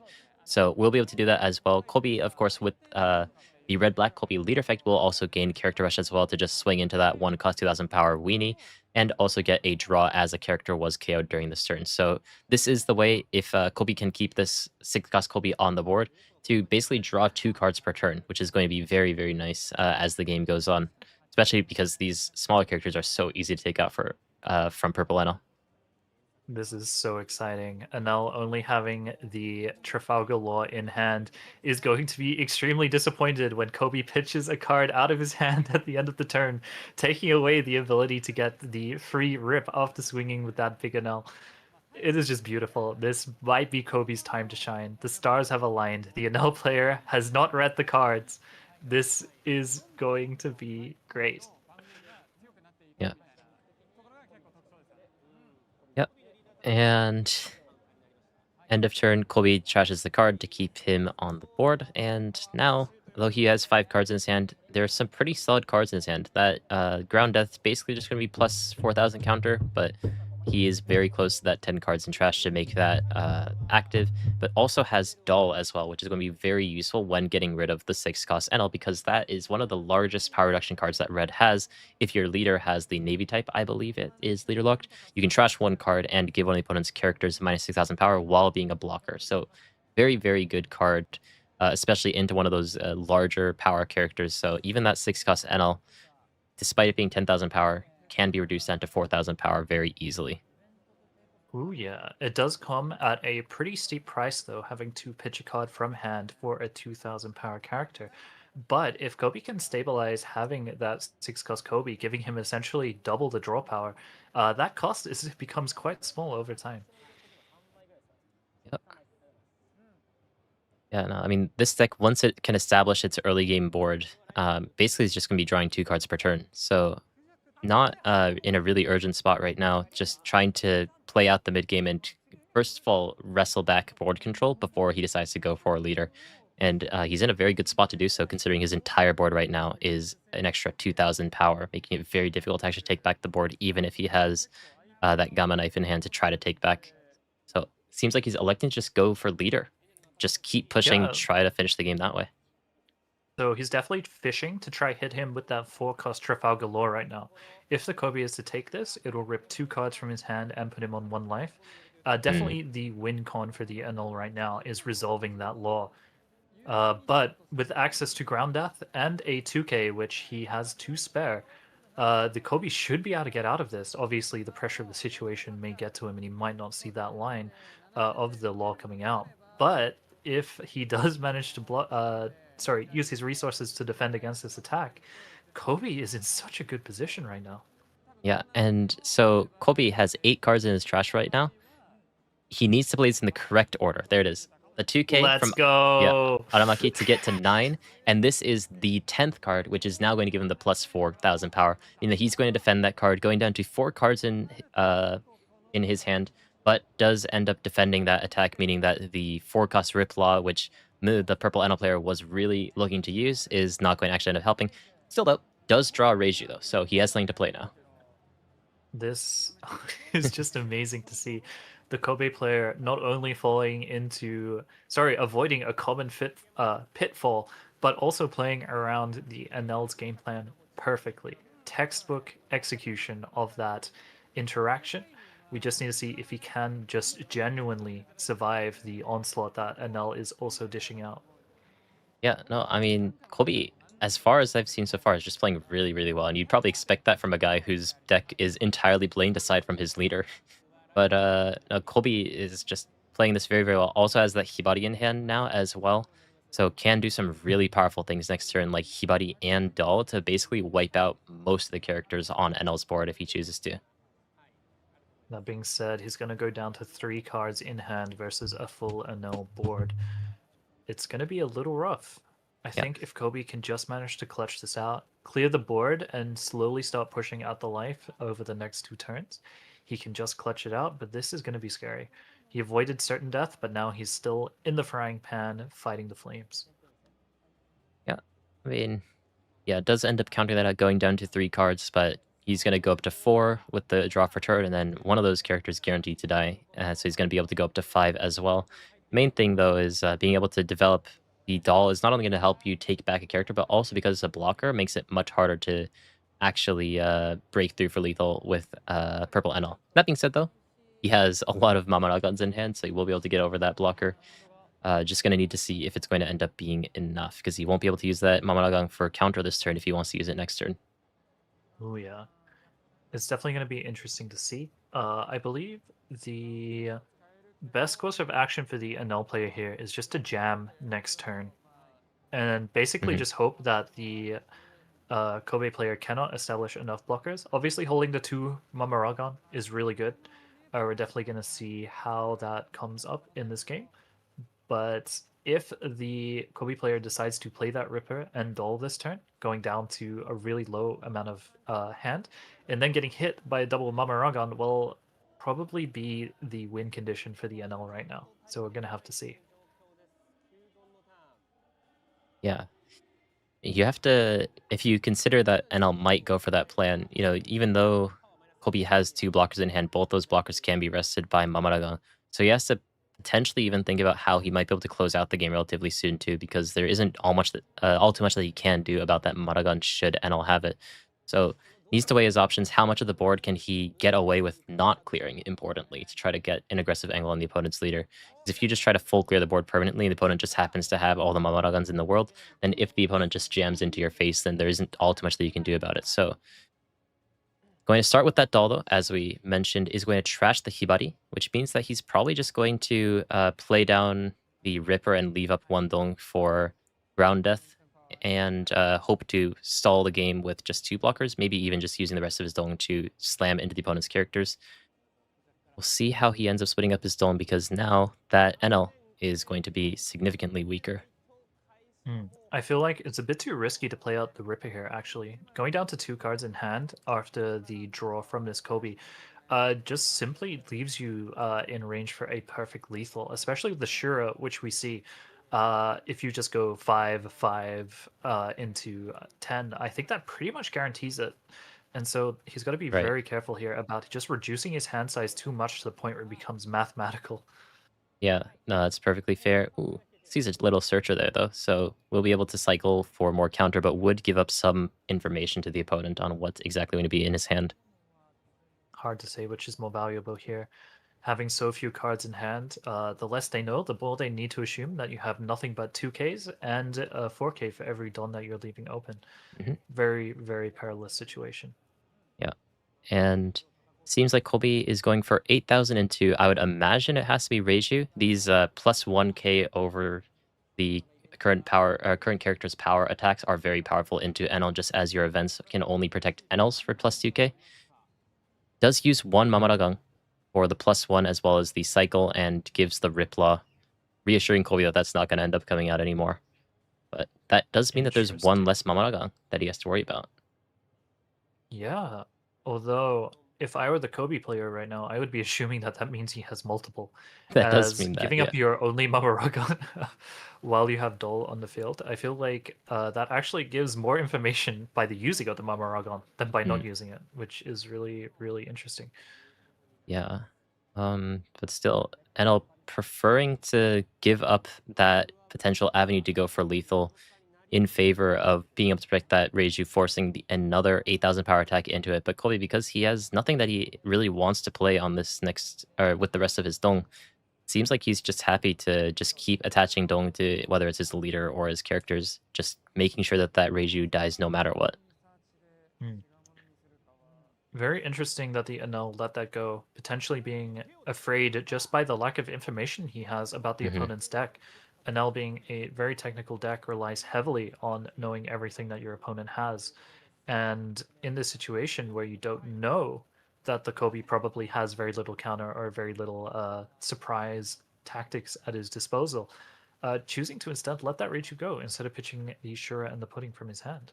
Very, very interesting choice. Yeah, I feel like, to be fair, it's much easier for us to say because we can see everything that's going on. But if he were to protect that Reiju and force the opponent to go into it once again with leader, that would force him to attach at least two Dong to go into that Reiju, which would mean that he could still search and leave up one Dong, but he wouldn't be able to swing for 8 into that character to guarantee its death more than likely.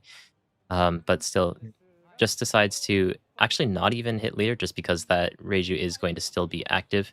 So it doesn't really end up mattering in the end. Just leaves up 2 Dong. Maybe that last life is going to be a plus 4k from another ground death.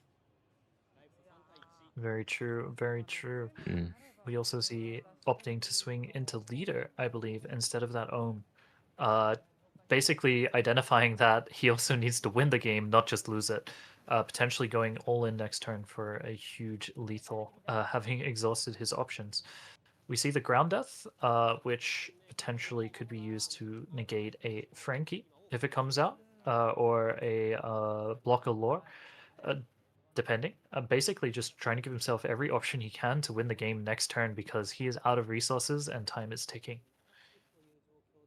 Yeah, this is basically the standard game speed of Colby. He's very powerful in that mid game, but if you're playing against one of these more aggressive decks, he can start to whittle down his resources very quickly because Doll has to trash one extra card, for example.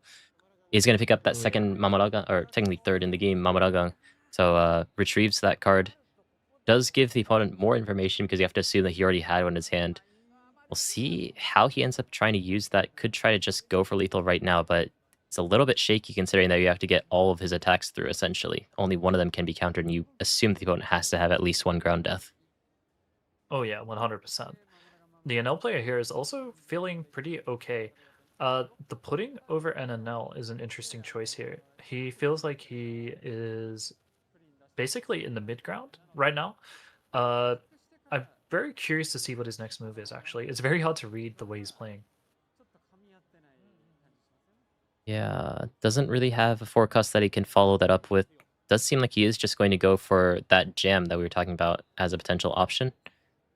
Mm, Yeah, has not read a card in a couple of turns, so starting to get into his element, understanding the matchup, downloading it as quickly as he possibly can.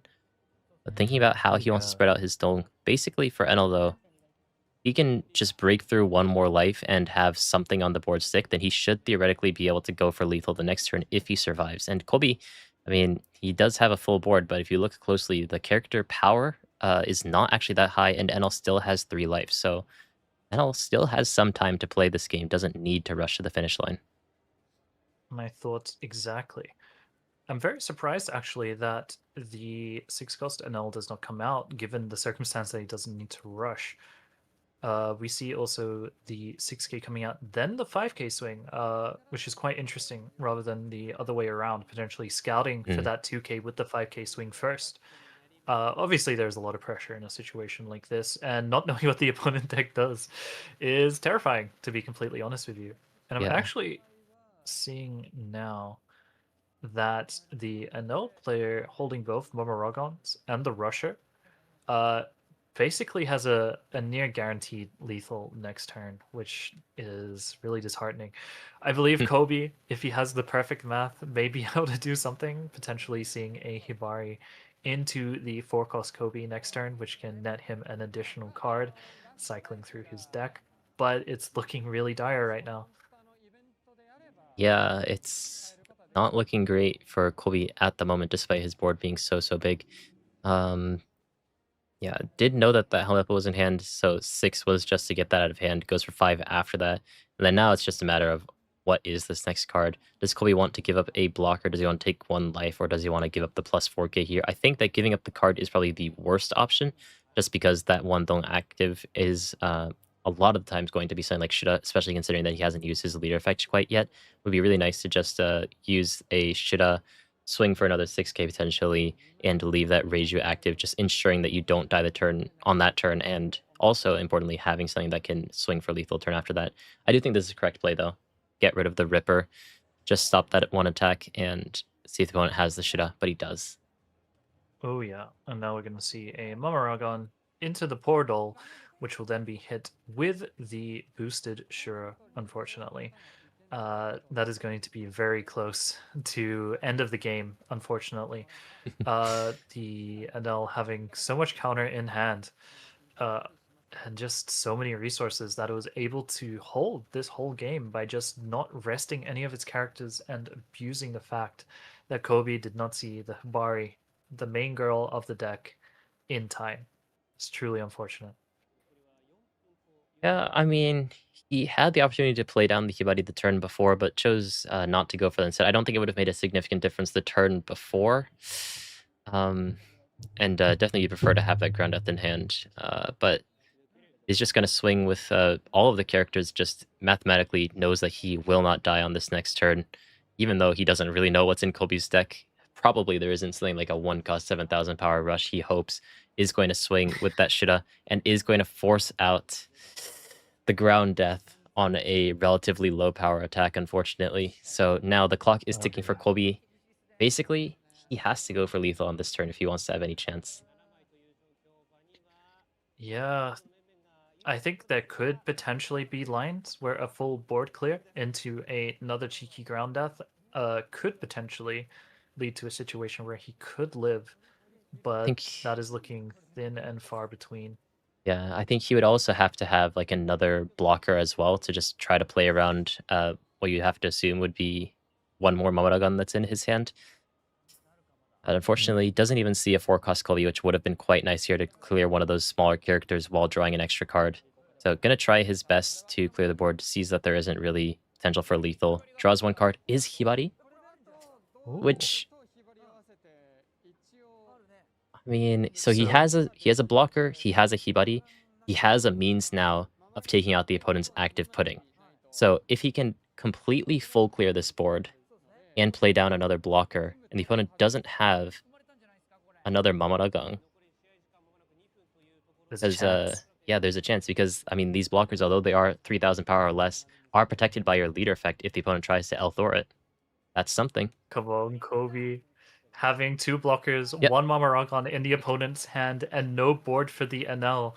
The Kobe, unless he top decks the last Mamaragon or the third Shura, can actually survive one more turn, which may be all that he needs. Yeah, I mean, and that minus 1,000 power is going to be somewhat relevant as well. Just make it much easier to get rid of that Reiju. But Hibari is going to finally come onto the board, swinging 5k into that pudding. No world where NLX takes that out because that Kujaku also has the ability to attack into active characters now. Rolls over the dice, you're gonna only be 6,000 power now. And there is a world now where Kobe can actually survive this. The one issue though is he probably has to make his board weaker to develop that second blocker. So unless he Mm. can full clear the opponent's board while also hopefully getting rid of one life or something, lethal still feels a little bit far away. But he's getting there. This is exciting. There's a chance. There's a The chance now. Cobros have successfully willed into existence the exact alt that he needed. Yeah, So we will see potentially the replacement of the forecast here. I feel like it's kind of done its duty, being quite weak in stat line, and the only like valid Momaragon targets are going to be hit with it regardless. And uh, if we see the hit into life here, bringing Anel down to 2 life, we may have a very exciting game on our hands. there's a chance. Like NL as a deck, this is scary. If he finds a Shido though, it could still be over. Okay, he's still fine. The thing with NL is that this deck very good at developing early on, very good at stacking up these really small and larger power attacks at the opponent's leader with 6 or 10,000 power. But if your board is cleared, you can't attach that Dong to your leader through your leader effect. It needs to go to your characters. And also importantly, you only have 6 Dong at your disposal. So breaking through at the end of the game when your fuel, basically your board, has been expunged, makes it a lot harder to actually go for lethal, despite the fact that Colby is at 0. Now, we'll mention time rules in Japan because they work slightly differently from the West. We have reached 0 on the clock, but because it is Top Cut, we now have overtime. So Kobe went first, which means that I don't remember, is it Kobe's turn or Enel's start of turn right now? I think Enel's turn just started, which means that his turn counts as turn 0. Kobe gets one more turn, and then NL gets one final turn before the game goes to things like I believe it was number of cards in your deck, life cards, and then at the very end, one rock paper scissors to decide it all if it manages to get at that point. Usually doesn't because NL probably needs to finish the game. Is there a world where he can survive? What do you think? He has a lot of cards in hand. So okay, so let's count them. We have 2 brick NLs, 2 brick Gamma Knives. We have and then a lot of counter. Yeah. Oh dear. Actually not looking that good right now, especially if that blocker NL does come down, discarding the Gamma Knife, removing 2 of the bricks to form a very formidable wall, Mhm. which I think is what we're likely to see coming down unless the NL has plans for those time rolls. Yeah. Do Hmm. you so are you saying that NL can survive or he can't survive? He definitely can. We'll see the blocker Yeah, NL yeah. coming in here, pitching the Gamma Knife, or the other NL. That is totally fair as well. So now he has a blocker, and so Yeah. 4 attacks need to go through, and he has a minimum of 7k counter. So we're in a bit of trouble. We're in a bit of trouble. NL has one more turn, but so does Kobe after this one. With putting There's no, there's only hits aside from that. no, Yeah, that picks up sucks. the Elthor and maybe another 2k to hand, just making himself as tanky as possible, just trying to survive this one last turn. Kobe, what can he do with the rest? What kind of top deck might be able to save him here? He Smoker. doesn't have the Hibari anymore because he had to get rid of that to make space for the doll as well, so won't be able to target that NL. The This Hibari couldn't come Helmeppo. back. I mean, he can bring it back, but it'd be a very expensive Hibari. It's gone neutral, right? Just in terms of cost, because it'd be a 6 cost without Ah, the right, Hibari. right, right. Yeah. I mean, Okay, what's the plan? you don't have very good power reduction. I mean, you have no power reduction right now, aside from that minus 1k from Hibari if he decides to play it out. So it's pretty difficult to get rid of this NL, especially considering that it's, named NL, which means that all of those events that we've been seeing Yeah. him accumulate over the course of the game will be able to protect it as well. So, fortunately, because he played down the doll the turn before, which to be fair, he had to, does mean that he won't have the means of getting rid of this NL by any easy means. Not only that, but he'd have to also get rid of the pudding as well. So if he wants to play another turn, no, it's not looking likely for me. Oh dear. I don't know if there's a way. Yeah. I no, come on, come on, Kobe. I'm so invested in this game now.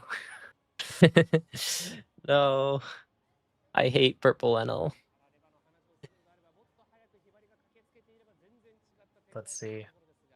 Thinking about what he can do. We'll let him exhaust his opportunities because this 6 cost Helmeppo does open a lot of interesting opportunities in the game. Unfortunately, as far as I can tell, it doesn't seem like there's going to be any that can really help him right now. Yeah, the win condition here is clearing the entire board and establishing a second blocker. Hmm. It's not looking good. I don't think it would make a difference at this point. I personally would have gotten rid of the 4 cost Kajaku over the 3 cost Hibari the turn before to play down the doll just to have access to that. But actually, no, this is the final turn. So he would have to go for lethal no matter what because of how time rules work. So I think basically what he has to hope for is, I mean, he just needs to go for lethal on this turn. There's no world where he can survive. Hmm. And that's going to be a 2k. One down. Yeah. So, I mean, if he wants to get lethal, then this doll attack needs to go through, basically. If he puts them both to Yeah. zero, Yeah, he gives up. Unfortunately, a little bit too far away, which means that Purple NL is going to be moving on to top 8. A well-fought match from both sides. Purple NL taking the earlier half of the game to learn how to play against Colby, but adapted quite well. Played, honestly, I think pretty well, despite not knowing what any of Colby's cards did. fully agreed. Yeah, the NL player played well. We see that the unfortunate outcome of the Osaka Champion Series, where the NL chose to play a bit quicker and played out too many secret NLs. This NL player definitely showed mastery of the deck, choosing instead to play slower, uh, go for different lines as well. And I feel like just in general, this was really well played. It does suck. We were all rooting for Kobe. I'm sure everyone here was, but just a very unfortunate turn of events. Well played to both players. The Kobe giving his deck the VIP treatment. So unfortunate to see. Yeah, I think regardless, that was just a very difficult position to play from. As chat's mentioning, you could have maybe tried to dig further for that final doll, I believe, to maybe try to clear out the NL, but he had so much counters, and I don't think that would have even been enough. I think the only other option, the realistic option there, would be to hope that somehow NL just has a million bricks in his hand, and Mm. you just hope that your lethal goes through by attaching a ton of dong onto that 4-cost doll and swinging for lethal. But regardless, it seemed pretty cooked. But well fought. Purple NL going to be in the top Mm. 8. Oh, sorry. Apparently, there was a mistake. There was one less green-blue Luffy and one more blue-yellow Yamato in the top cut from Oh, earlier. Yeah, Namato. Namato. Yeah. I was confused why they were showing Naruto this has again. made his appearance. Yeah, but yeah, so, usually what this means is that someone probably failed the deck check. So, like, originally they had this top 16, but someone's like, they deck check everyone before they go into Top Cut to make sure that it matches what they submitted on Bundle TCG Plus, and if Ah, it doesn't match up, then regardless of however well you did, you're just gonna be disqualified from the whole tournament in Japan, so I imagine that's what happened. Probably some Green Blue Luffy made it Top Cut, but didn't quite make it past the deck check, and so therefore, a Blue Yanami bubbled into top 16 is usually how this ends up happening. They usually catch it before this, though. But right. surprisingly often, though, make sure to check your decks because even though you're trying to be honest, sometimes you just make a last minute adjustment, forget to submit it on TCG Plus, or you just submit the wrong deck. Because when Mm. I made Top Cut last year at Bandai Card Game Fest, I was like eighth in Swiss or something, so like didn't actually make a huge difference. But I believe that despite it being top 16 Top Cut, all the way to the 19th place person was able to make it in Top Cut just because everyone was getting uh, deck Whoa. check bombed. Yeah, so, be careful of that.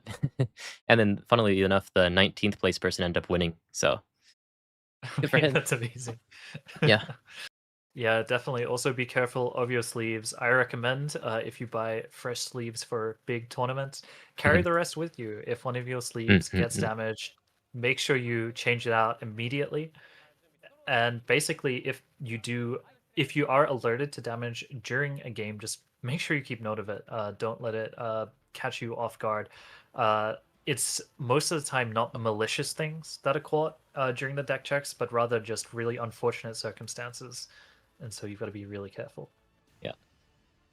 Yeah, I needed to click off quickly because every time that this commercial plays for OP17, I get a copyright or, like, DMCA notice, and I have to, like, edit out of the VOD, so I clicked away quickly from Oh that. no.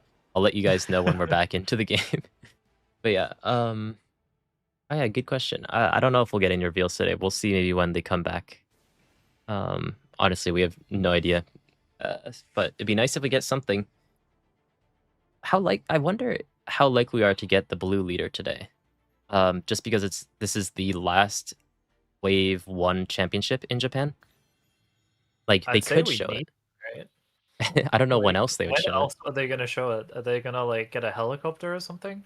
Like, I don't know. There's like no better opportunity, especially the Tokyo Championship. This is the big one. Yeah. Let's hope that, I've seen people in chat saying 100% is gonna be Gunko or 100% is gonna be Rocks, or I've even seen some random things like, "No, no, no. Trust me, guys, it's Gyabang." But, we have no idea. It'll be exciting to see no matter what. I'm hoping for Gunko, but I'm hoping they're all monocolor, but I hope that, like, Hmm.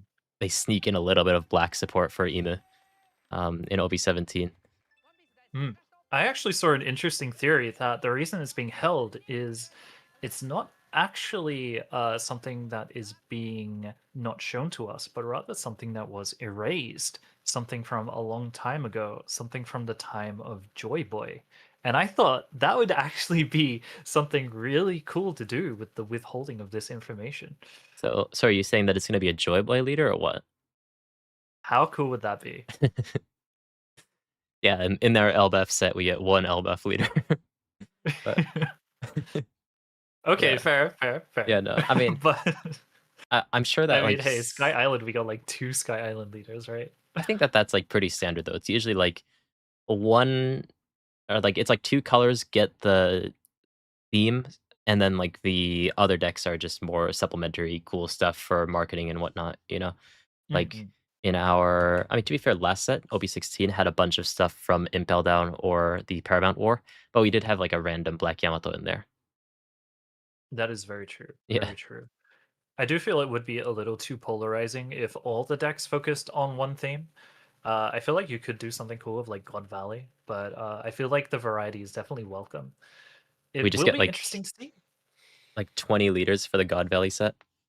Let's go. I'd be so down for that. Yeah. But yeah, I it has to be Gunko or Rocks, I reckon. Gabon is very cool, but I feel like it's a bit too early since we don't actually know what he does yet. Outside of being Hockey Man and being the Mountain Eater himself, which is the funniest name I think I've ever seen considering his circumstances. Mhm, But we also have Gunko, who is in the anime currently and is a fan favorite. And we also have Rocks, who in Japan is, I think, one of the highest, most anticipated anime waiting room characters, mhm. which is going to be really, really exciting to see on the big screen. Yeah. Garp would also be cool. Yeah, that's true. Ooh. Garp would be fun, but I feel like, I mean, I do think that it is early for us to get a Rocks leader, unfortunately. But I do believe OP07, they revealed the Vegapunk leader before they actually made it to Egghead in the Ah, anime. So it's not impossible. interesting. At least the Japanese release of the set, I think, was before the Straw Hats actually made it to Egghead. So I was very surprised when that first came out. It felt very early to Hmm. get a Egghead leader or like an Egghead set when like they just made it to Egghead. So nothing's impossible, I guess. No, that's really fair, and especially since they didn't even give us a Kuma leader, even now, uh, is just baffling to me. But it would also be interesting to see what you're mentioning Garp, but I feel like if it were to be Garp, we would also see a Roger leader alongside it. The two having the rivalry of a long-awaited legend in the God Valley arc. Hmm. It would be a bit weird to give one without the other, in my opinion, and so that rules out Garp in my mind. I think just what this all leads to is that we need like OP19 to be the God Valley set or something. That So would we be have, amazing. yeah, we have Garp, we have Roger, we have Rox, we have Rayleigh, like Get it, Stussy. That would be a cool leader. yeah, we need more villains though. Just we'll have like no, Charles isn't alive yet, I guess, or he's not part of that story. We'll have Garling, Emu. you know, Eva's there. We Yeah, have Emu. Garling, That would be Saturn. cool. There's a couple cool guys there that I'm sure that you could make work as a set. I'm sure that we'll get it at some point. 100%. It's Oh yeah, like 100%. it was, I believe it was the longest streak of chapters without Luffy featured in any of them.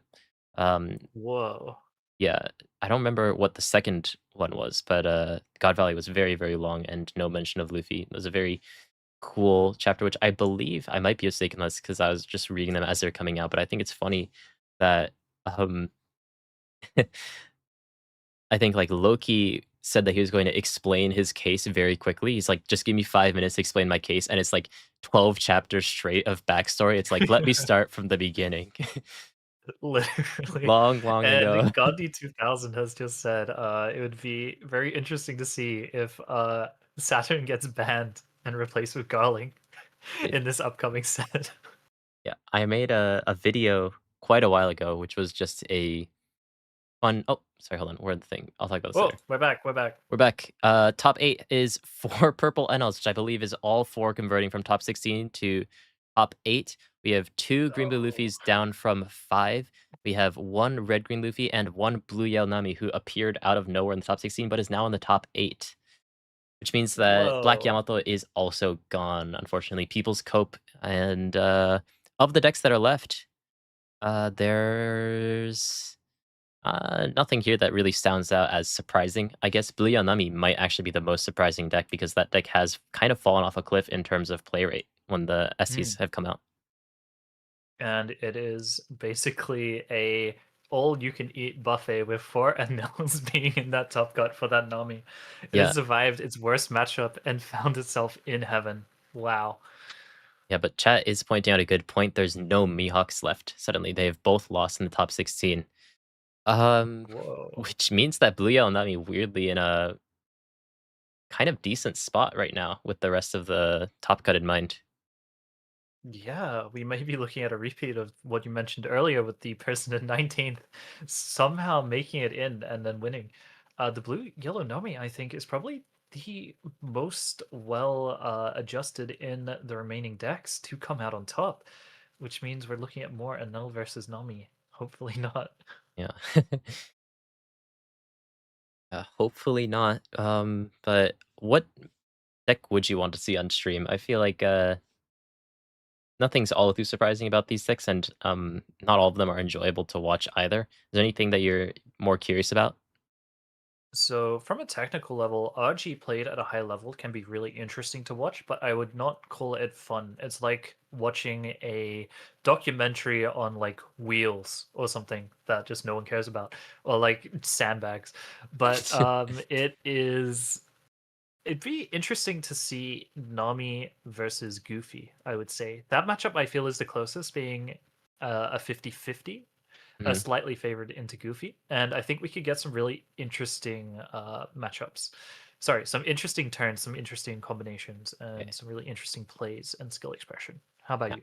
I'm gonna take the terrorist angle here. I want to be able to yap over games, have less time in between games. I want to see Blue Nami versus Red Green Luffy. Whoa, interesting. What about that Just matchup seems interesting to you? so this matchup historically was very favored for Blue Nami because Blue Nami could bounce back your characters very easily, so you were never really able to establish things like the 5 cost Sanji and really get the ball rolling for Red Green Luffy. But both these decks Mm. have more pivoted to just continuously playing stronger and stronger things and just having a brick wall of defense. And so I just want to see what happens when you have what is it, two immovable objects fighting against each other. Because I think that these decks are probably on a much more even playing field now that Nami has moved away from the standard control style that it used to play.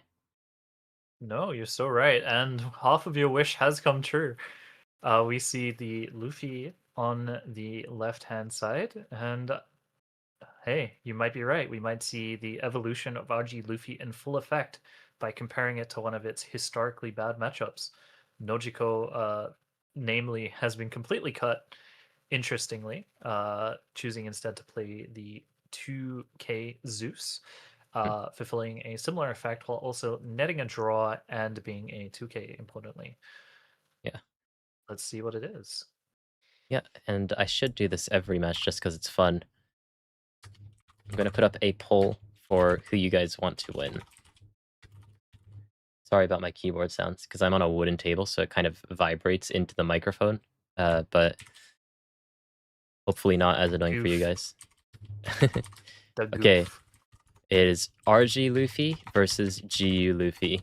The two most prominent Luffys right now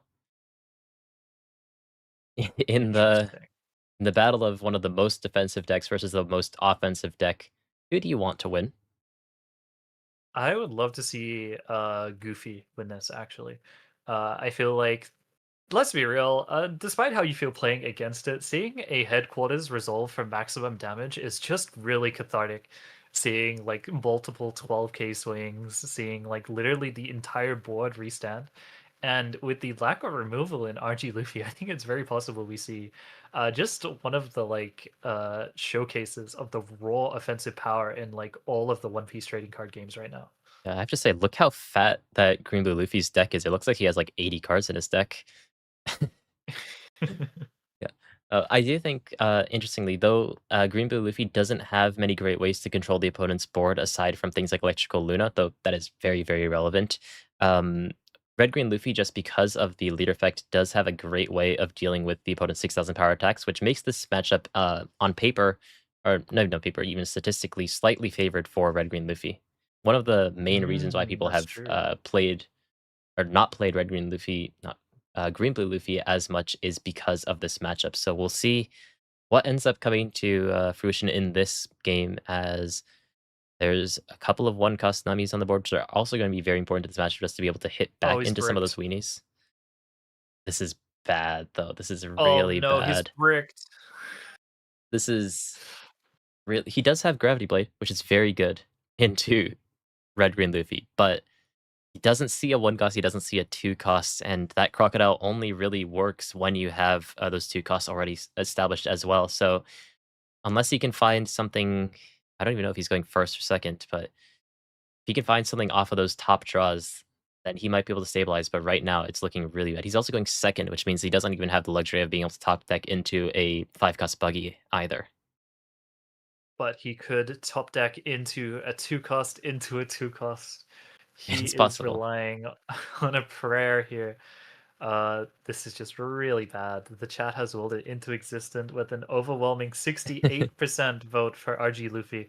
Oh, it's moved to 6-7. I was gonna say it dodged both the funny numbers, but oh Ooh. god. Yeah, It's actually, not so looking good.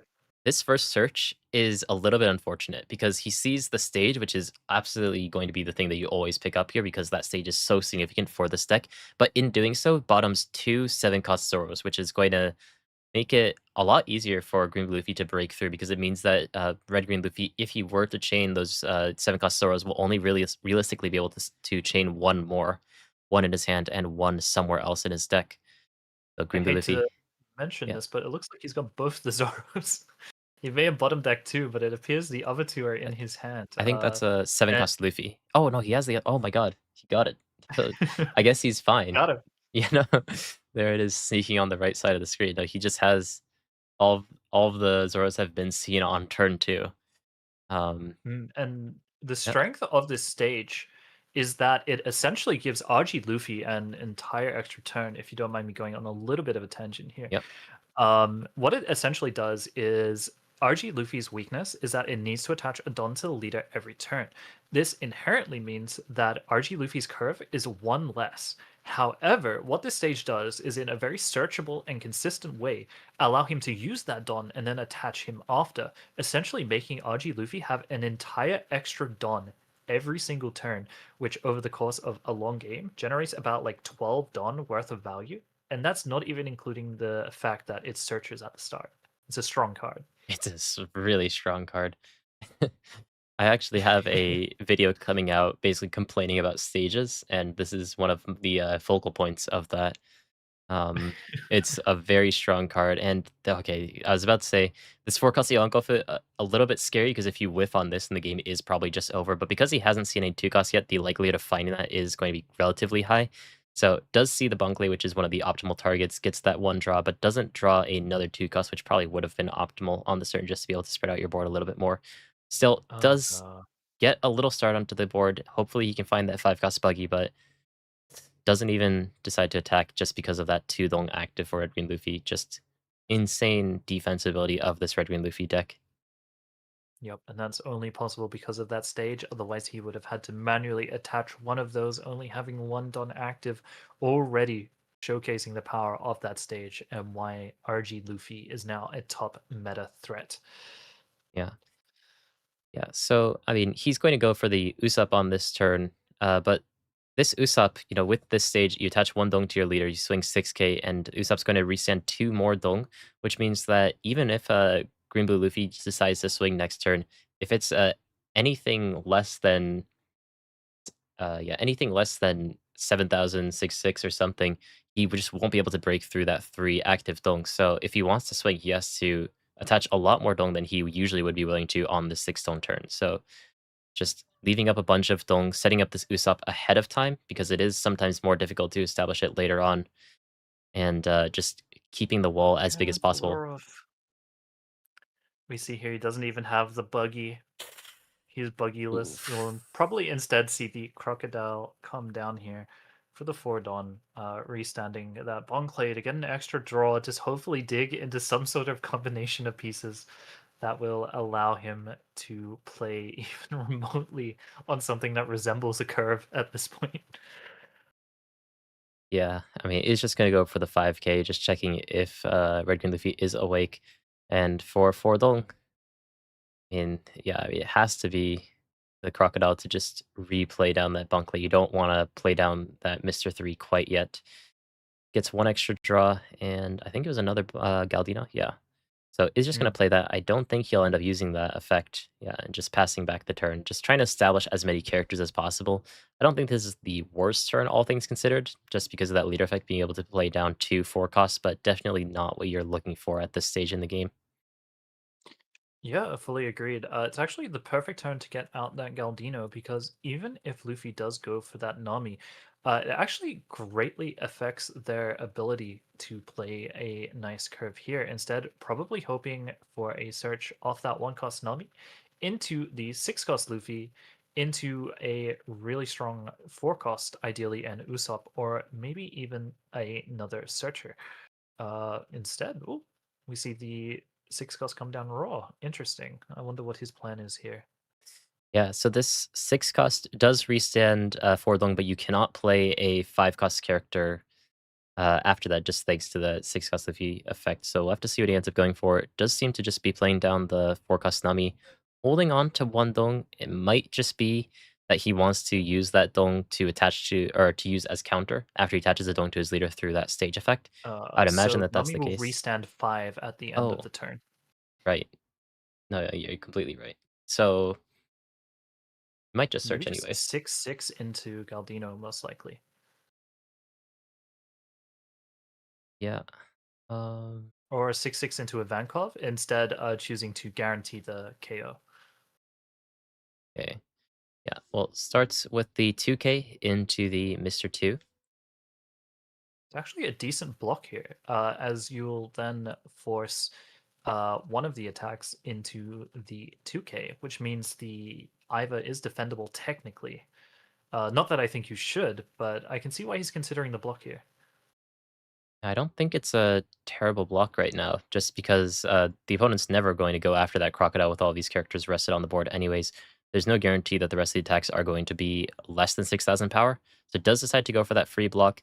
That Luffy still holding on to that Dong, potentially going to use it for a search, holding on to that option, not giving his opponent any extra information. So by doing it in this way, compared to searching first, although he would get more information out of searching first, by doing this, he's withholding information from the opponent. Decides not to Mm. anyways. But if he goes 6 while leaving don't one don't active, that makes sense. Just going for the 5 and 7 to just ensure they can clear the opponent's board. But by leaving that don't active for as long as possible, if the opponent just took the first attack from Nami, then he could choose to elect to choose to use that extra dong to play down a searcher, for example, just keeping his options open and not letting the opponent know exactly what's coming. So it does end up clearing both characters from Green Blue Luffy, going to make it much more difficult for him to keep establishing the board because he's been at a back foot basically every step of the game. Why doesn't this happen when I fight this deck? My thoughts exactly. Versing Goofy, having them open with no two cost characters is the dream. Not even a one cost Luffy coming out, which is truly unfortunate situation. The Boa could come out here, but could potentially be victim to the seven cost Nika in hand, one of the new cards, which in the current board state would reduce the opponent's character by 7,000, which would be an easy clear in combination with that Nami. Not quite the Don for that at the moment, especially. Oh no, wait, actually, that is too much Don to actually do that combo. I apologize. Instead, going for the Gravity Blade, choosing to stabilize the field, not wanting to eat that double attack next turn. Yeah, I mean, so regardless, he could deny the double attack if he were to play down the 7 cost Hancock or the Gravity Blade. But so basically, the decision was: does he want to make his board stronger, or does he want to deny Red Green Luffy the ability to set up his board? I do think that there's also more of a threat when you're fighting against Red Green Luffy of things like Laboon coming down. So just deciding to use the Gravity Blade while he still can, just trying to keep Red Green Luffy's board as small as possible. Obviously, with so much Dong active, there's no reason to go into leader. So just trying to get rid of these weenies that can also attack into his weenies later on. So red green Luffy, or sorry, green blue Luffy right now trying to play this matchup a lot more slowly, just because of the cards that he's been handed. He cannot go for an aggressive plan anymore. So Kai, Yep. Boa Hancock cannot freeze Luffy. Oh my god. Yeah. Oh my god, it's happened again. This The happened like more accurate yeah. situation has occurred. Oh Uh, my god. but instead, what we may see, Yeah. the other important thing to note is that if RG Luffy were to start chaining Zoros at this point, Even at 10 Don, he can have a maximum of 3 Don to use for leader effect alongside that Zoro, with the sole exception of having a Sanji or Usopp on the field to restand those Don. So leaving that Usopp on the field while he establishes Zoro is a death sentence, as you will be unable to touch that Luffy in any circumstance. So I feel like it was definitely paramount to get rid of it, especially if your turn was really weak due to canon information regarding Luffy and Boa Hancock. Yeah, no, I think there was, like, a pretty solid argument to play down the Boa Hancock if you could stun Luffy, but that Oh, weird lore 100%. interaction. Yeah, I was, like, going to say, like, you might as well just hold on to the Gravity Blade for, like, next turn when they play down something like the 5-cost Sanji. But no, that's, definitely makes a lot more sense now that, we have that Oh random lore no. interaction, which we haven't He seen, I got believe, canon. yeah, since the OP05 7-cost Rush NL. So, a rare interaction. Oh no, we also saw it with the 6-cost Hancock in blue as well. So every now and then we'll get Yeah. interactions like that that specifically work because you're Luffy and just makes it so that the Luffy always ends up winning. So yeah, actually very relevant. Lucky that Green Blue Luffy Big had, propaganda. yeah. Good thing he had Gravity Blade though, because I think that turn would have been absolutely cooked if he didn't.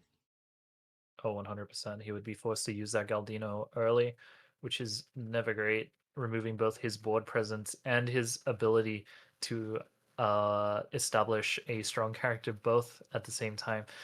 We generally see that the Luffy actually isn't in too strong of a position after having to suffer that grab blade. And now that I look at the board state, it's starting to swing in a really, really good direction for the Goofy. Mm, Mm, so the thing is, this 7 Dong may not seem all too threatening, but yeah, you can play down the 5-cost Sanji, which restands 2 Dong, and then with the rest of your 4 Dong, you just play down the 4-cost Usopp, and now you're basically just back to where you were the turn before, while also not only, yeah, you have the Dong on your leader, you're also going to get 3 Dong at the end of your turn as well. So, like, this deck, like, I've beat old Blue Yellow Nami as Red Green Luffy just because although they were permanently clearing my board, I just kept permanently reestablishing with things like the Sanji into the Usopp. There's some really stupid things that are possible because this Sanji is basically a 3-cost 5,000 power character. Hey, so you know how I mentioned if you have things such as Sanji or Usopp on board, by the time you start chaining Zoros, you basically can't lose? Yeah, Whoops. it's Uh, It's very, very easy, and this is exactly one of the reasons why, this deck is so much better with the addition of the stage, is because usually this combo you could only do from the 8 Dong turn or later because you needed to attach 1 Dong to your leader to be able to use your leader effect and actually use the extra Dong that you, get at the end of your turn from the Sanji and the Usopp. Because you have the stage at your disposal, you have the ability to attach one of those rested Dong to your leader and immediately use those characters to great effect. So, being able to play this down a turn earlier on that 7 Dong turn, or just like we saw, reestablishing your board very efficiently for only 7 Dong, while also being able to swing for 7k into the opponent's leader, just makes this deck a stupidly powerful control deck that also very good at going aggressive when it needs to. fully agreed. And not even having to take a life, instead using the Nami, which will later be relatively useless with the large swings coming in from Boa Hancock. To play around Charleston in this mid-late-ish game, Goofy will most likely have to rely on larger swings, attempting to break through instead of peppering the smaller ones, especially when these Zoros start coming down. And we also see the Brook. Oh no, it's not Yeah. good. This is a little bit awkward for Luffy. Not that it's a bad turn at all. He's basically spoiled for choice right now, but none of these choices are exceptional. You usually want to hold on to those Zoros so that you can chain them until the game is finished. But because the opponent's characters aren't rested, that 7-cost Luffy doesn't really have all too much value as well. Brook also feels a little bit early to potentially use it with the current state of the board. Honestly, what he could end up doing here is to just use the 7-cost Luffy as a rush character and really take the game to him just because he's still at 4 life. He can take this one aggressive turn to just start the timer on green blue Luffy, don't to not allow him to ever establish his board. I actually Oh, kind of disagree with that. I think interesting. it's now is the perfect time to start chaining the Zaros. That Luffy, when that Boa Hancock is rested, will be reducing it by 7,000 power and then rushing into it. essentially removing the only big body. And I feel like the Zoro for now, essentially setting up an unblockable wall of 5 free 2k counters as a 7k leader, while also being able to swing in for 9,000 with your leader is just way too strong, I feel. Yeah. Yeah, I mean, I think, like I said, like, you're basically spoiled for choice here. Any of these options can be good. I think it's just, do you want to play a little bit more defensively or do you want to play more aggressively? I don't know. I Mm, like, hitting the opponent really hard when I'm in a really advantageous spot, but does seem to be going for that more defensive play, going to go up to 7,000 on the opponent's turn, and just forcing lots of counter to the opponent's hand right now. yeah. I think maybe because he has so many of the little Namis on board, on a turn where he does reduce that Boa Hancock to 2,000 power, he can clear it without sacrificing any swings from his board while still sending that huge swing at face, Mhm. while the Rono Zoro would be forced instead to swing only at characters. So I think like he made the right decision there, but I definitely see exactly what you mean about being spoiled for choice, having so many options of how he wants to play this game. Yeah, I mean, so the line that I was looking at, let's say that you go 9k, swing into the opponent's leader. You have Dong from your leader effect. Now, the opponent can get a couple of hits on you, but their board is relatively weak. So even if you give up one life because of that Boa Hancock's larger swing, doesn't actually matter. The only issue would be if they actually take back your board. And then if the opponent, I mean, I guess they're going to end up using the Galdino, but if the opponent just tries to play the game slower and slower, and they're going to have less and less cards in their hand, and that 6 cost Brook that's in his hand will actually open up a lot of offensive options that you don't really expect out of Red Green Luffy. So just looking down the line towards that 6 cost Brook, I think that you could look to make an aggressive stand here, but that 4 cost Galdino, who's been patiently waiting since that 6 stone turn, will have something to say about that for sure. Oh yeah, definitely. So we see now that the Galdino, its strength as a body is now just completely invalidated, and I'm sure when that second Zoro hits the field, that the Goofy player will despair, knowing that that Galdino that has sat there patiently for 5 turns now will never be able to deal even a single damage. Essentially, just paying ahead of time for its activation rather than actually having it as a character. And don't get me wrong, its ability is strong, but the fact that it's a character is where its value truly comes from, and that's just been completely invalidated. Yeah, and there it is, not even going to swing just because of that 5 dong active and the 7,000 power leader. Uses the effect to draw 2 cards, and finally, 5 turns late, there's the buggy into the Prison of Impel down, finally establishing a relatively large board, but fearing that 7 cost Luffy does not rest the Hancock yet. Like, not that it would have made much of a difference, but still Red No. Green Luffy in a in a very commanding position right now. And we may see the Nami into You're Strong, so I'll go all out from the start combination here, essentially sacrificing the board and headquarters combo that the Goofy has waited so patiently for, being able to rest not only both the blockers, but stop them from reactivating, and then can pivot into an insanely aggressive angle from that point onwards. Mhm. This is not looking good right now. Yeah, that does seem like a really powerful play right now from Goofy just because you're in such a commanding position. Now, one thing though is that although he's very powerful defensively, very difficult for this deck to actually close out the game offensively, just because a lot of your you have to sacrifice a lot of your offense to make sure that you're this defensive. So, I mean, even if he goes for that Nami into the all out, it's not like he can really get in any big attacks this turn because that 7 cost Zoro and the 5 cost Sanji are locked.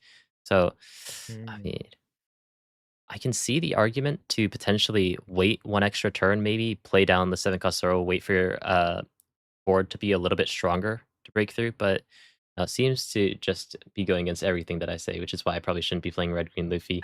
The 4 cost Nami is going to come down, which means he is probably going to go for that stun onto the opponent's characters. Mm. I feel like if he uses the Zoro here, he'll be very vulnerable to a headquarters in the following turn. And that might actually be the only way he loses this game if he runs out of defensive resources too early. And so I feel like Mhm. this is a great opportunity to establish that Nami. So if the game does go on for longer and he does use all his Zoros, he still has a blocker on the board, which can then be used in combination with his Dawn to defend himself even without those defensive resources. Yeah, I think that's perfectly reasonable. Um, Yeah, is going to restand 5 dong after using that all out, so 2 of the opponent's characters are going to be locked. Importantly, didn't choose to go for the Hancocks, instead chose to go for the blockers, which means that it's going to be much more difficult for Green Blue Luffy to hold on to the game if he chooses to play and try to stall for a little bit longer, not really caring about these larger power attacks from Hancock because he's still at full life, despite this game going on for 20 whole minutes so far. Not a single point of damage has been done. Yeah. How Uh, ridiculous. I don't think even a single card has been used as counter this entire game yet. I mean, this deck I complain about the deck, but it fits my cringe control playstyle. Oh, yeah. So, I really shouldn't complain. Being at full life at this point of the game feels amazing, especially against a deck, like Green Blue Luffy that feels like it's been terrorizing a lot in the OP16 meta just a couple of days before. Red Green Luffy Ooh, right now, yeah. very comfortable spot right now, and, Green Blue Luffy trying his best to break through and get a little bit of damage, because if he doesn't get damage through at some point, then it's just Red Green Luffy's game to just slowly whittle you down the war of attrition. And the boa finally rests. And unlike Boa, who can't affect Luffy, Luffy has no problem bringing that Boa down to 2,000 power and rushing into it, us paying the consequence for daring to try hurt this Luffy. Uh, It's so unfortunate that Luffy, only having 3 cards in hand, has the 3 best cards in his entire deck for yeah, this stage in the game. Uh, yeah, this one was written in the stars. I think this has just been the miracle run from RG Luffy. Not to mention that's impeccable play at every turn. that's so sad though. I didn't even think about the interaction where Boa can't affect Luffy, but Luffy can absolutely destroy Boa. It's- I hope that Boa has a happy oh ending no. in One Piece. I think they will. The fact that Bora is still like such a present player in the end game of One Piece, Yeah. the final saga, but in this card game, it's not looking great. Right now, this is pretty brutal for all the 7 cost Boa lovers out there. But Yep. I mean, he needs Beautiful to break through at card. some point. Yeah. Amazing championship ult as well. But we see here the soft concede from Luffy, pretty much. Not even daring to establish more characters on the board. Probably seeing the Nika coming up. Oh, or maybe. Yep. Trying desperately to get on the board. Maybe praying that he doesn't have another 7 class Zoro in hand, and that the next turn he can go for more offensive pressure. But it's Yeah. not looking good. Yeah, if he were to just establish something and try to his best to protect his board, then he could open up an opportunity to go for Navy headquarters if he plays something over that Boa Hancock. But by not playing down a character right now, he would have to play down 2 characters of differing names to try to go for that Navy headquarters lethal on the turn after. But I Mm. mean, right now, this is one of the rare opportunities it feels like that he has to actually break through some of Red Green Luffy's defense. So he just decides that he wants to take it, slams 4 Dong onto Buggy. And yeah, I mean, Red Green And Luffy that's just not what he wanted to see. uh, 7,000 The power thing, Luffy. the combination of the stage, the Usopp, and the Sanji means that despite only having 3 Don left, he can attach a Don to leader, restand 3 Don for leader effect alongside being a 7,000 power leader, and then use the Your Strong event to keep that blocker rested. Yeah. Actually, he might choose not to do that since he attacked into the buggy instead of the Hancock. But the fact that he has that option even available is just so brutal. So brutal. And All Out, I don't know the full name of that in English, was his top deck for this turn as well. So just everything going perfectly for him right now.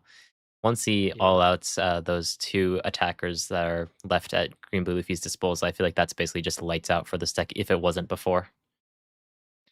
Yep, fully agreed. The Goofy does have a lot of 2Ks, however, Yeah. being able to pretty comfortably survive this turn, I'd say. I doubt he would dare turn that Usopp or his leader becoming a 7K is cool. Whoa! Okay, I need to shut up. Uh, what on earth? Okay, choosing to bring his leader to 7,000 and then rest a 5,000 power character. This As entire as game you do. for me has felt like never let them know your next move. You're like about to throw a Literally. basketball and then it turns into like a fucking baseball or something. Is everything that I've called out has been wrong, unfortunately. And then at the end there, the Usopp just going for the aggressive angle, just making sure that there's no chance for Green Blue Luffy in this game, just ensuring that he's going to close out the game on the next turn no matter what. Green Blue Luffy either has to go for lethal on this turn, which is mathematically absolutely impossible right now, or try his best to survive. Unfortunately, you're an aggressive deck with only 6 cards left in your hand against a basically full board from Red Green Luffy. It's not going to be Yeah, I think easy. there is a world where he could possibly survive, actually, depending on the draw.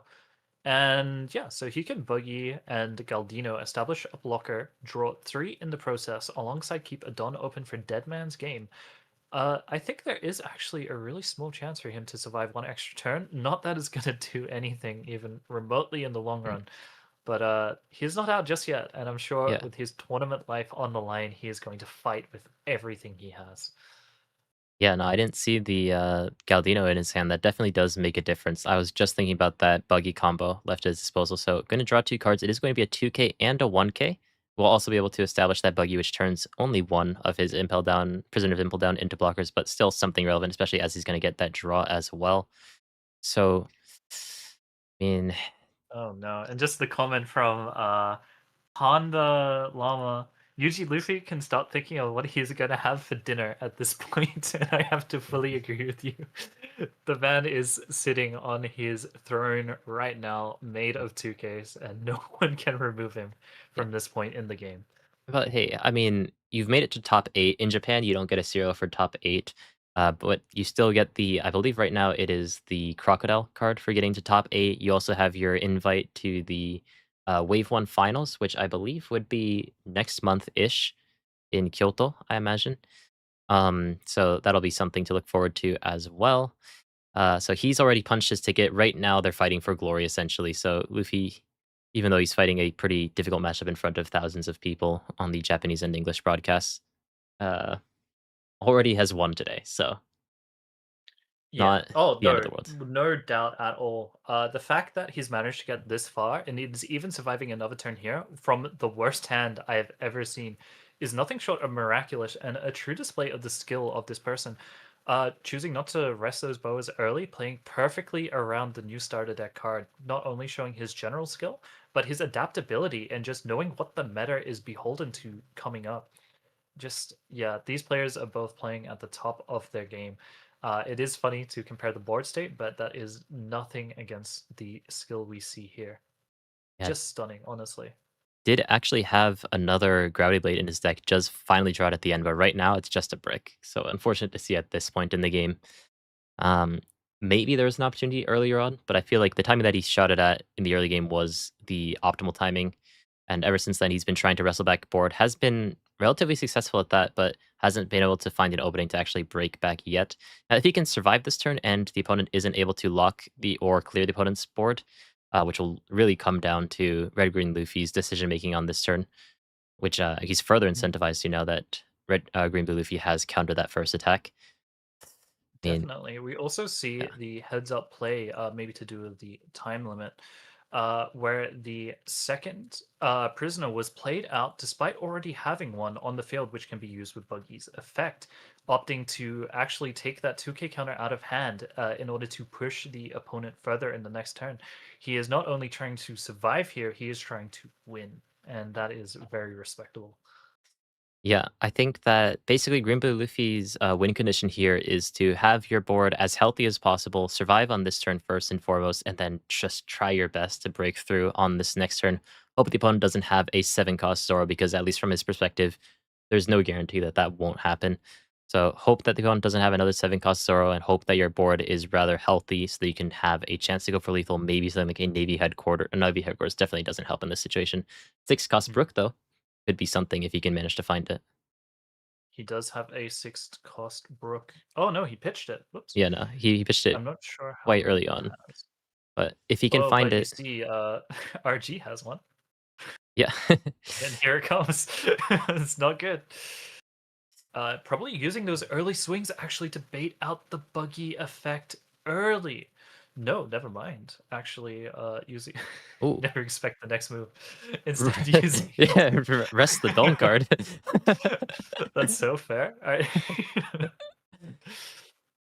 Red Green Luffy, despite looking like a relatively simple deck, is anything but. There's a lot of very small micro decisions that this deck takes, so commentating it is significantly easier than playing it. And Papa right now showing us why we should be sitting here watching the game instead of playing it. So goes Oh, to yeah. rest the Dong, makes that Deadman's game invalid, and Oof. there it is. It's gonna be the 2 Kasanji. Red Green Luffy's going for lethal right now, and with only 2 cards left in hand, no Dong left. That's going to be 2 11,000 power unblockable attacks, Wow. which, out of nowhere, we were talking about Green Blue Luffy going for lethal on this next turn. Red Green Luffy just decides, "I'm not gonna give you that opportunity. The game is over right now." The game is over with 10 seconds to spare as well. Perfectly calculated, perfectly executed. What a game. Yeah. I was explaining to a good friend of ours that RG Luffy is much like healing in Final Fantasy XIV, where your defensive capabilities is relatively simple and expected, but how your offense is structured and your ability to squeeze offense out of a defensive deck is what defines a good RG player. And I feel like it really showcases the complexity of the deck by seeing how he was able to make that lethal work, even under those circumstances. Yeah, I mean, I think honestly, I mean, maybe it's because we're in the Tokyo Championship, as we mentioned at the start of the stream. Usually, the highest level tournament that we have in Japan, just because of the relative power or relative level of play in Tokyo. There's so many good players to learn from and play against, so just naturally the level of play becomes higher. We've had some pretty high quality games so far in our top 16 and top 8 match. Yeah, I'm actually really excited. Obviously, at such a high level of play, mistakes are bound to happen. But those two players played perfectly on both ends on such complex decks as well with such complex decision making. It really goes to show that everyone here is bringing their entire being into this tournament in order to not lose. Even playing it out against the impossible odds there, that Goofy did not give up for a single second and managed to put up an amazing fight against impossible odds. Mhm. It's just so amazing.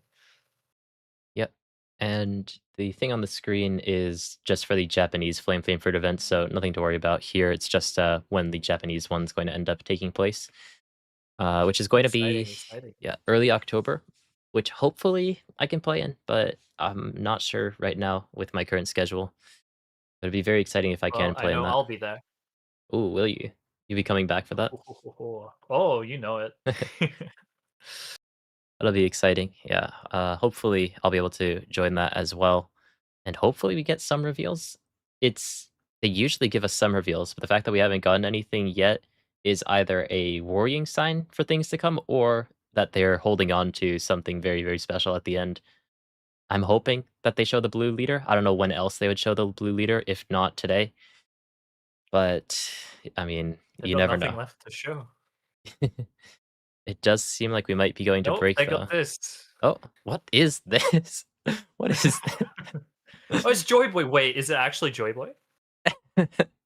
Oh my god, hold on, hold on, Did hold on, hold on. did these like budget Funko Pops that they're trying to make a thing? They're forcing us to Oh buy wait, no, them it's just just so you Luffy. get.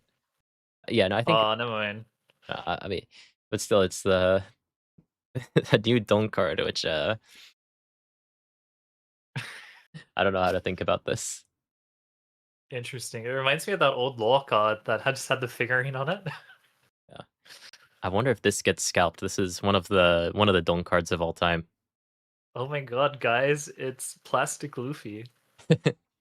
It's like, could you convince scalpers to scalp this just because it's technically Luffy, even though it's a very characterized, disproportionate representation of the man? Oh my lord. It'd be very funny if you could use that figurine with the Don symbol on it as a Don in the game, and you That'd just be come really with good. your little case of Luffy's down to locals. Ugh. Looks like we're going Well, to it go to break appears that though. the blue Yeah. leader is Gavin. Okay, hold on. Let me be right back. You can take over for 1 second. Yeah, no worries at all. All right. Any questions or comments or predictions? Send them now. I will respond to all of them. Okay, I got the chat right here. Rapid fire. Okay, let's see what we got coming in. How tall are you? I am 181 centimeters tall. We Is get three that secrets this set right? Probably. Scopo Gobad will be the blue leader? Maybe. RG will win this whole thing today? Maybe. Gunko, Shamrock, or Zebek? I personally think Gunko. And oh, Quackcardi TCG. Do you have any tips for learning Japanese? Okay, so yes, and that is karaoke. Learn Japanese songs and learn their lyrics. I have learned so much Japanese just from like learning lyrics to songs because a lot of them use the same words. They're fun words that you remember, and if you're like screaming like the opening to Chainsaw Man or something, you generally remember it because it's so catchy. That is my tip for learning Japanese. Do you know where we can find the list from this tournament? I do not. How many Enel yeah? left? I don't know. Do you think Enel is done with all the new upgraded green with the starter deck? Apparently not, because it is the most represented deck in Top Cut. Why doesn't she love me? Uh, I don't. Good What? luck, brother. Uh, uh, all Sorry, I right, was Kai's just back. letting. Now it's my turn to duck out for a minute, so I Uh, will be back. Kai, and, take over. I was back for like a minute, but you never gave me a chance to speak. I'm so sorry. No, no, no, it's good. I was just letting you go off. I No, didn't no. see Now your that turn. message. Take care. Okay, let me read through these uh questions. Where did he leave off on?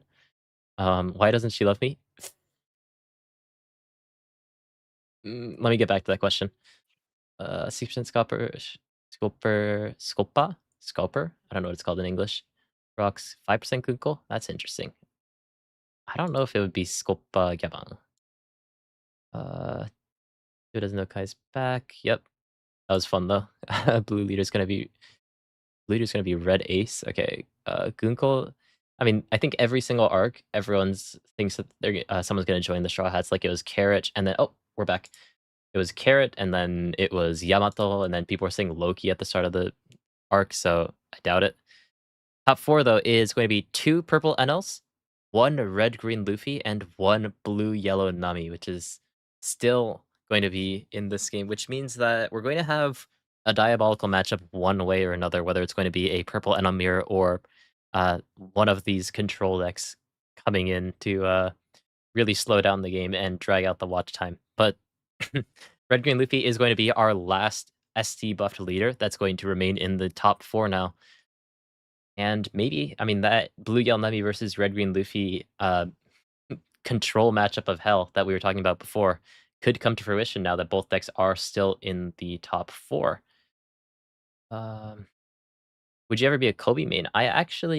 Kobe's my main cope deck currently, just because it's the closest to being very good, and I've been having fun uh, catching people off guard.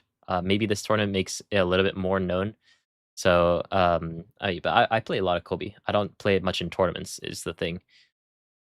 Vivi We is are. Hello, hello. hello. Vivi's technically a Straw Hat, but not really represented when you show, like, Straw Hat Crew type promotional material. So, yeah. But it would make sense for Vivi to come back as a Straw Hat, just because it makes sense for the, Straw Hat Crew to have a Diplomat. But unfortunately, we're not gonna get the red green Luffy versus Blue Yell Nami matchup of hell. We're going to be getting a classical matchup in Blue Yell Nami versus Also of Purple hell. NL. Yeah, also of That's hell. hell. We're going to see Anel be put in his place, most likely. Although we have seen some amazing actual comebacks from Anel versus Nami historically in these Japanese matches. So this will be really interesting to see. Uh oh. Oh, that's not a card that you see all too often. Namiel is going to be the card in hand. It's a 3 cost 2000 power blocker with 1000 counter, which on play draws the top 2 cards from your deck and puts 2 to the top or bottom of your deck. So we could see some interesting other weird combo cards. For example, the 6 cost, what is it? 6 cost Kuma, for example, is a card that is sometimes paired with that card, just to be able to reorder the deck and just ensure that you get the correct trigger into your life, but in general, just being able to stack your deck in a trigger deck is something that's unique to blue yellow, and definitely seems like the game plan for Nami today, as we see 2 in his starting hand. Yeah, as time goes on, we see more and more ways to put that dang Moria in the life to trigger out a forecast. The ones that are mainly being used at the moment being Zoro and Marco in Nami, as well as the new Galdino. So it'll be interesting to see if their entire strategy is now just starting to slowly revolve around that Moria trigger. I mean, that Moria trigger is insane. It's funny that they had the oh, hold on. Is my audio picking up? Oh, yeah, it is. Sorry, I just wasn't scrolling down. It's funny that No, the that's all good. banned the 8 cost Moria and printed one that arguably might be just as annoying, Oh yeah, if Kai, not we need more. the predictions. Let's get the predictions going. This is the big one. One sec.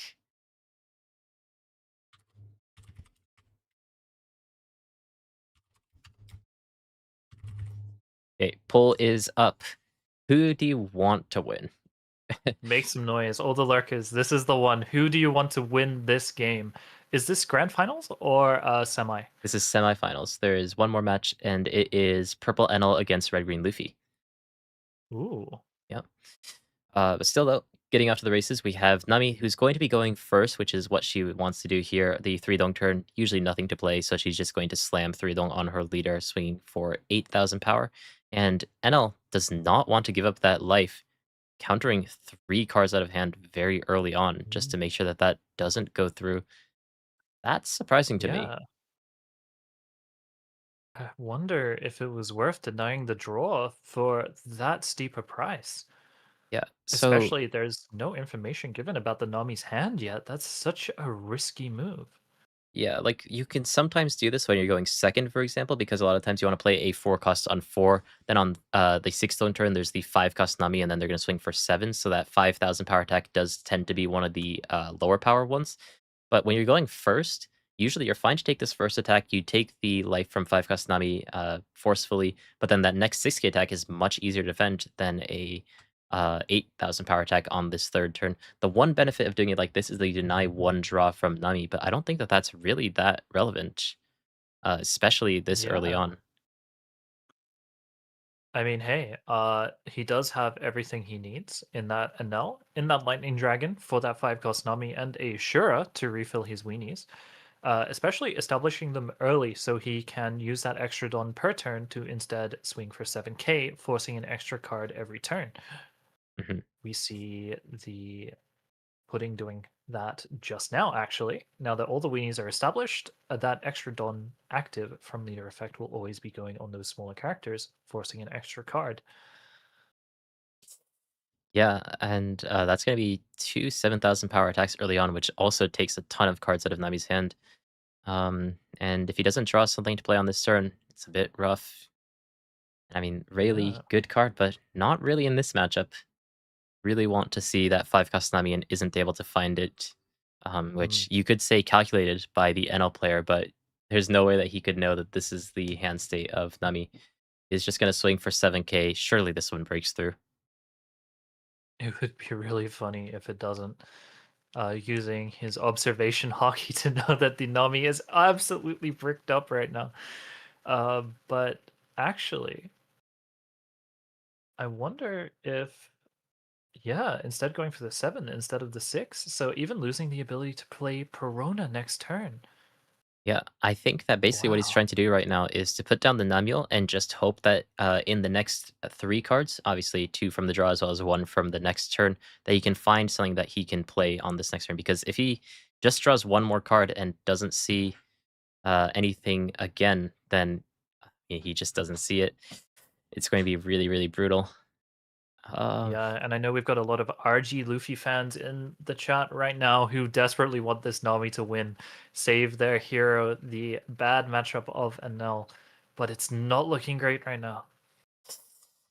yeah, I mean, doesn't see the 7 cost Robin.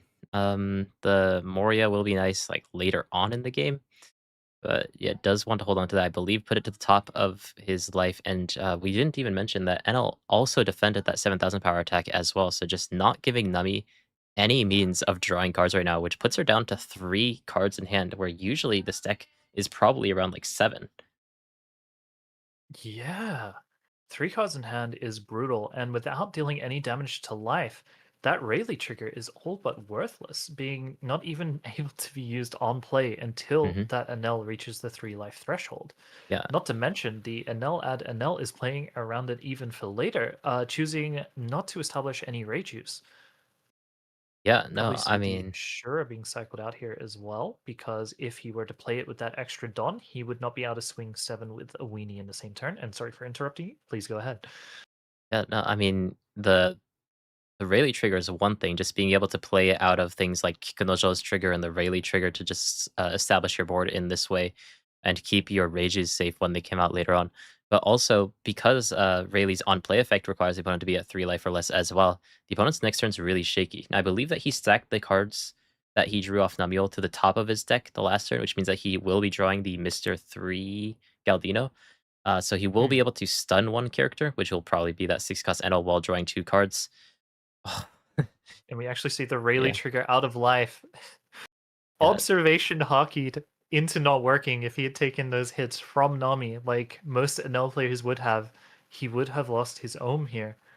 And stacking, I just saw it because I saw the Japanese name. He actually stacked a Gamma Knife on top of his deck for next turn, which is an interesting choice. interesting, interesting. Yeah, and that's going to be the Galdino, basically the only card that makes sense on this turn. You can play down that Perona to also stun the opponent's characters, but one of the issues. So let's talk about the upsides and downsides. You play Perona, you play down a character, which is going to be an attacker. You don't necessarily need the attacker right now, but if you were to play down the Galdino, you draw 2 cards as well, which is going to help you really dig yourself out of this hole and Mm. hopefully sort of restabilize the game and find some of this top end. Because right now he's basically like that Tom and Jerry meme or no Wallace and Gromit meme, where he's desperately putting down the train tracks as he goes, hoping to find the cards that he needs on time because he just doesn't have the cards in hand to really see the future.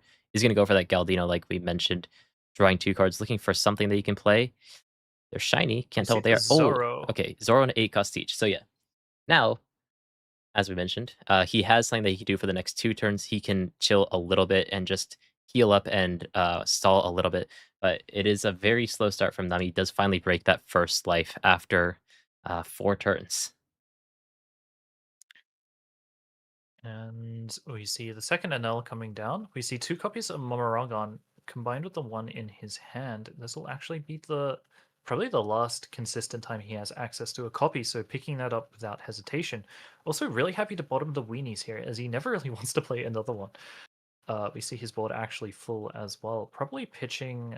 Oh, really, Davari. I would say that the Lightning Dragon is likely to be pitched here, or the Gamma Knife, as the Nami has missed the chance to play a Robin on curve, but also missed a chance to play a Nami on curve. So for my money, I'd say one of those Lightning Dragons is going in the bin, which we do see. Hooray, I haven't lost my edge entirely.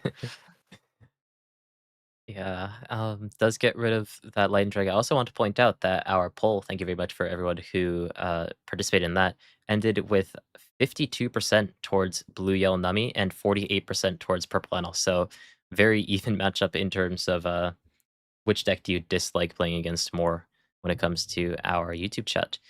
Thank you very much for participating in that. Always good interaction. And Also, it was actually L Thor, not Mamaragon. I apologize. The alt arts look very similar when you're looking at half the card. That is completely my mistake. I apologize. yeah, that's true. Half of those Enel cards in the Enel deck have Enel on them, so you could very easily mistake one for the other. It's Yeah, completely my fault. My yeah, bad.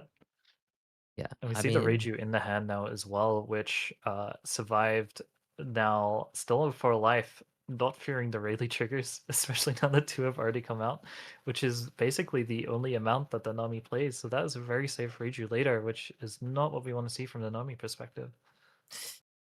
yeah, I mean, does still have the opportunity to stack it with something like the 8 cost siege later on, but right now, Enel just playing the best that he possibly can. Those 6,000 power attacks don't really do all too much in the face of Bleon Nami's leader effect, but just by attaching one extra zone, which you get back with your leader effect as active, attaching it onto things like that Satori just makes it much harder for Nami to actually deal with when it's a 7,000 power hit. So just trying to whittle away at her resources and develop the board because we see a very commanding advantage or Purple Anna when it comes to board control right now. Putting into That's an question understatement. yeah, how good this matchup really is for Blue Yonami, but maybe she can start to wrestle back board control as basically from this point onward, with very few exceptions, she'll be able to heal once per turn and stack some very nice triggers to her life. Every single one of those triggers are going to play out of Wow. 4 customer trash. Yay, the Moria. Yeah, Stacking Moria is good, as we yeah. Well, as we know. But we will see if the NL top decks a Momoraga some point soon. The Gamma Knife Reiju combo in combination with the Momoragon will deal with that 10 cost teach, sorry, that 8 cost teach like it never even existed. But in lieu of that Momoragon, he top decks the NL, which is perfect here as well. Wow. eh, at the very least, he doesn't have Mamaragang right now, so this 8 cost teach theoretically should be able to stay on the board currently. We need to see how Enel decides to play this out. I don't think that he's in a desperate situation where he needs to get rid of that 8 cost teach. He can just hold on to that Gamma Knife for when he rests that card voluntarily and just keep stacking up his board because the way that he's played out this game, I was very skeptical of how much he was countering in the early game, but he set up a situation where Dummy's just not really close to ever actually breaking through because he missed out on that 5 Gusnami and those early attacks were defended. And Enel now 4 life and 3 secret rare 6 cost Enels on the board. Bro has been saving that tech the whole game. Picking up an Elthor, not a Momoraga, thank you. Most likely opting for counter because his hand size is small, and when he does go for that Reiju Gamma Knife combo, that will reduce his hand to 2. Sorry, from 2, which will leave him with only 3 cards in hand. It wouldn't surprise me if we also see the use of the Lightning Dragon here. I'd be very surprised if he pitches this, actually. Let's see what he does. Pitching it. Definitely thinking Interesting about it. choice. Yeah, does pitch it. So, I mean, just valuing all of that power And there's reduction or the another counter in his one. hand. And that time, Oh that yeah. is the Mamaragang. So, probably does want to keep that on top. Does leave it as the second card on top. So, not going to be the one that he draws immediately, but one that he's Hmm. going to eventually draw into. And just basically crossing his T's, dotting his I's, and just making sure that he's doing everything by the books because right now he's at a significant advantage because Nami unfortunately wasn't able to find the cards that she needed in the early game. Yep. Fully agreed. Do find it interesting that he played the NL and pitched the Lightning Dragon before swinging in case there was a body that was triggered out. Uh, for example, a cheeky Zoro, which we will probably see coming out here for the Nami effect and then being brought back by the stacked Moria in life. Mhm. Yeah, that 8 cost Moria trigger hiding in life right now, and NL just not really that you can much that you can do about this trigger, so you have to break through it at some point, deciding to break through it now. The one upside, though, is, if that trigger just happens to be something like Kikunojo, can't really do anything about that, just still staying at 4 life up until this point, so has, by playing in this way, denied a lot of the threat of some of the triggers that Nami has, whether it's the 6 cost Rayleigh or that 4 cost Kikunojo. Hmm. And now the Nami is in actually a really difficult situation where it wants to play that Zoro out of hand, but in order to do so from the Maria trigger, it's either going to have to counter twice here or pitch it for leader effect before it's in trash. So he can't do it. Instead, having to summon the Galdino from the trash, which he does not look very happy about right now. Yeah. Oh dear. Yeah, I mean, the Scaldino, I mean, it's in a way a delayed Marco blocker where you get the 2 draw and you stop 1 attack. But I mean, it's the best that he has right now. Yeah. I swear, this Anel just knows everything. I have no idea. He played around the Rayleigh trigger by sending 5 cards from his hand to the grave early. He played around the Maria trigger by attacking for 7 when the Zoro was in hand. I have no idea what he's doing, but he just knows. He's just simply knows. Yeah, and that's going to be Oh, he drew another the combo. 10K. So now what he can do is the Nami can play Namu, then send the Mm-mm. Moria from his hand to the top of his life, and then use Borsalino to send the top card of his deck to his life, which will then allow it to be triggered the next turn. He actually somehow drew the miracle combo, and that in itself might actually be enough to put him back into the game. Is that Katarina Whoa. Devon on the far right? Hard to tell from the few pixels that we can see. But not a card that you see very Um, often. I'll have to look at that a little bit closer later on. But yeah, that is Katarina Devon. yeah, interesting tech. I wonder What? what one costs. Yeah, it is. Wonder what Huh? Blackbeard Pirate one costs that this deck might be running. Um, Is it a Blackbeard one cost or is it any one cost? it has to be a Blackbeard, specifically one cost. Uh, I'm pretty sure at least. Otherwise, you'd tech that into like so many decks. I'm at this No, no, point, I'm I'm psyching thinking of myself promo up. Kuzan. Promo Kuzan is any one cost. Yeah. Um, interesting tech card. But Nami is gonna get that one draw. Finally, hand is massive. Back to 8 cards, which is where she would have wanted to be up until this point, and with that, Galdino will also go up to 10 as well once he decides to use that effect. Does rest the 8 cost teach Mm. and is going to go for that combo that you just mentioned. Namiel Yep. restacking and most certainly going to put something that 8 cost Moria up in life. The Nami player cottoning on that the NL player has observation hockey updates to reorganize his hand. We will definitely see the Mario go into the top of the deck and then be placed in the life by the Borsalino. Yep. Just making sure that that is the best option. Does decide to stack both of them, which isn't Because going to the matter all too Zoro that much. is played, oh, so the Zoro will be played Oh, off the yep. first Mario, and Mm-mm. then the Zoro will add the top card of the deck to the life, Oh which my is the gosh. second Mario. Yeah, no, I thought he was just trying to get a counterless card out of his hand, but yeah, once No, that no, this is absolutely broken. Oh my oh gosh. shoot, no, he messed up the combo though.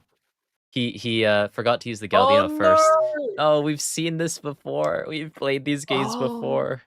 Oh my god, no! why does Nami Look, always he's do holding this? his face. He realizes what he's done. Yeah, no, that's really unfortunate. So what he was Oh trying to do there, god. my god, Blue Yell Nami players are never gonna escape the allegations. This has happened twice in a row now. So what he was trying to do was he stacked the 8 cost Moria. That was okay.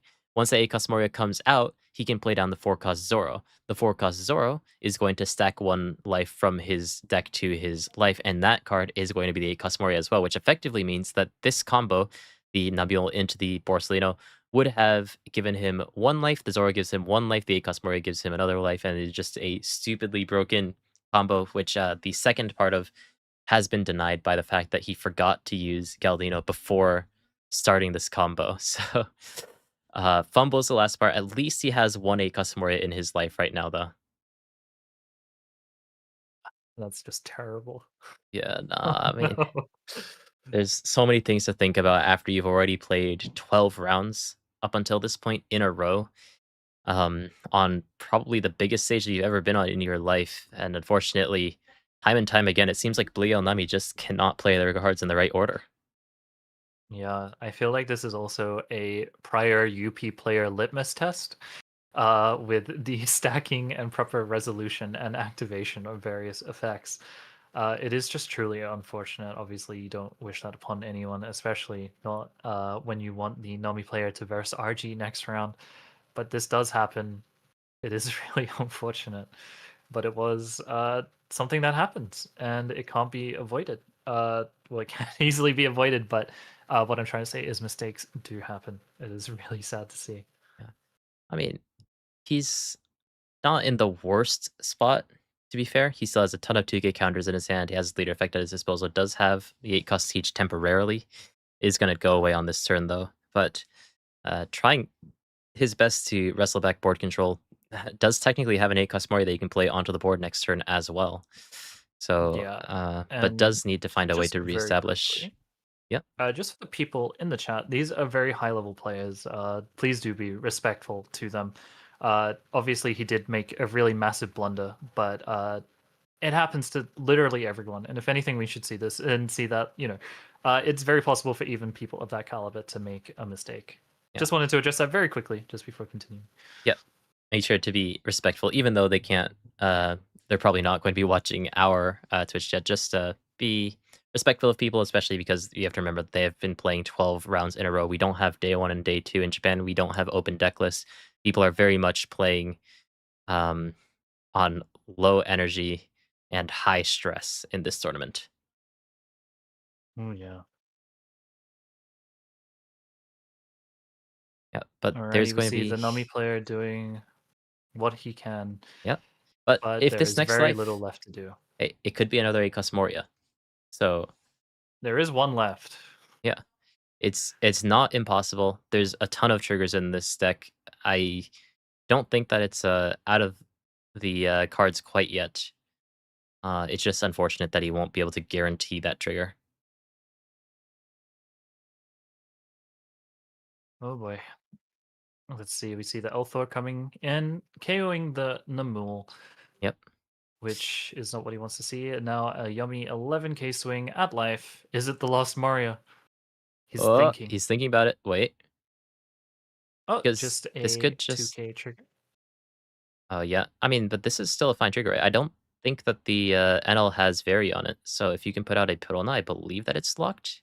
It's currently Or stunned by Galdino, oh, and right. the Reiju is out of range, Right. unfortunately. Right. I didn't remember about the Galdino. So yeah, just And despite plays out the hog having, back. speaking of NL allegations, despite having all the room in the world, he has arranged his pieces on the board like Tetris. And I'm very confused by what I'm seeing right now. Yeah, this is the biggest board that we've ever been given on a stream for some reason in Tokyo Championship, and he decides to use just the center of it. Just the center of the lower left pocket for some reason. Even overlapping Dong over other characters just to make it a little bit trickier to see exactly how many characters are on the board. This is probably more psychopathic than resting your characters the wrong direction. Oh yeah. You know Oof. that meme about the one person like sweating playing a video game, slamming the keyboard, and the other one just like laughing and singing, having fun? And I feel Yeah, like this is what we're seeing. We're seeing the Navi player making like two moves and then messing it up, and then we're seeing the adult player just like Tetrising on the board for yeah. some reason, like geometrically assembling the characters. Yeah, this is. I'm surprised that the judge isn't even really saying anything about this because usually, if you Yeah. overlap your characters, they'll make you like separate them so they're a little bit more visually clear. This is as far from visually clear as I've ever seen. Oh dear. What a game. What a game we're experiencing. Just the embodiment of this entire matchup, honestly. Yeah, but I mean, Nami's turn right now is going to be knocked down to one life. Doesn't have that Borsalino to block on that next turn either. Just trying to get hits in where he can. And I'll just because of that counter early on, did get an early footing in this matchup because Nami was able to find that 5 Nami through her draws. But does mean that he is lower in resources just in general. So 4 cards in his hand, 2 cards left in his life. It does have one blocker on the board. So, Nami, just try to find an angle to actually close out this game because time is ticking when you have 10,000 power attackers on the board. Borsalino, Yeah, and we'll number see one. the Hiyori Borsalino or maybe just double Borsalino combo coming in, putting the next Moria in the life.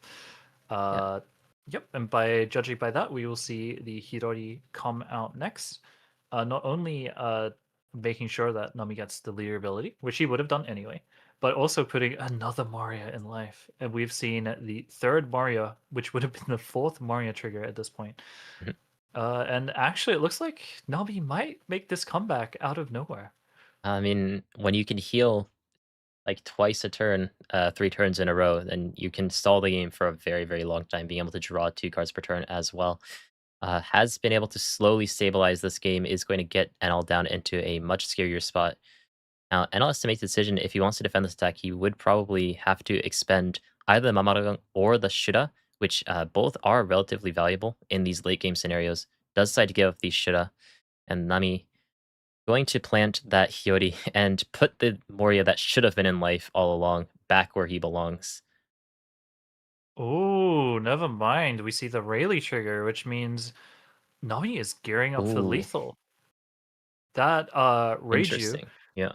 is a base 5,000, which means that the Rayleigh trigger, which if your opponent has 3 or less life, KO up to one of your opponent's characters with 7,000 or less base power. I wonder if the NL player is able to see this coming and swing 9 with the Reiju to start off this lethal.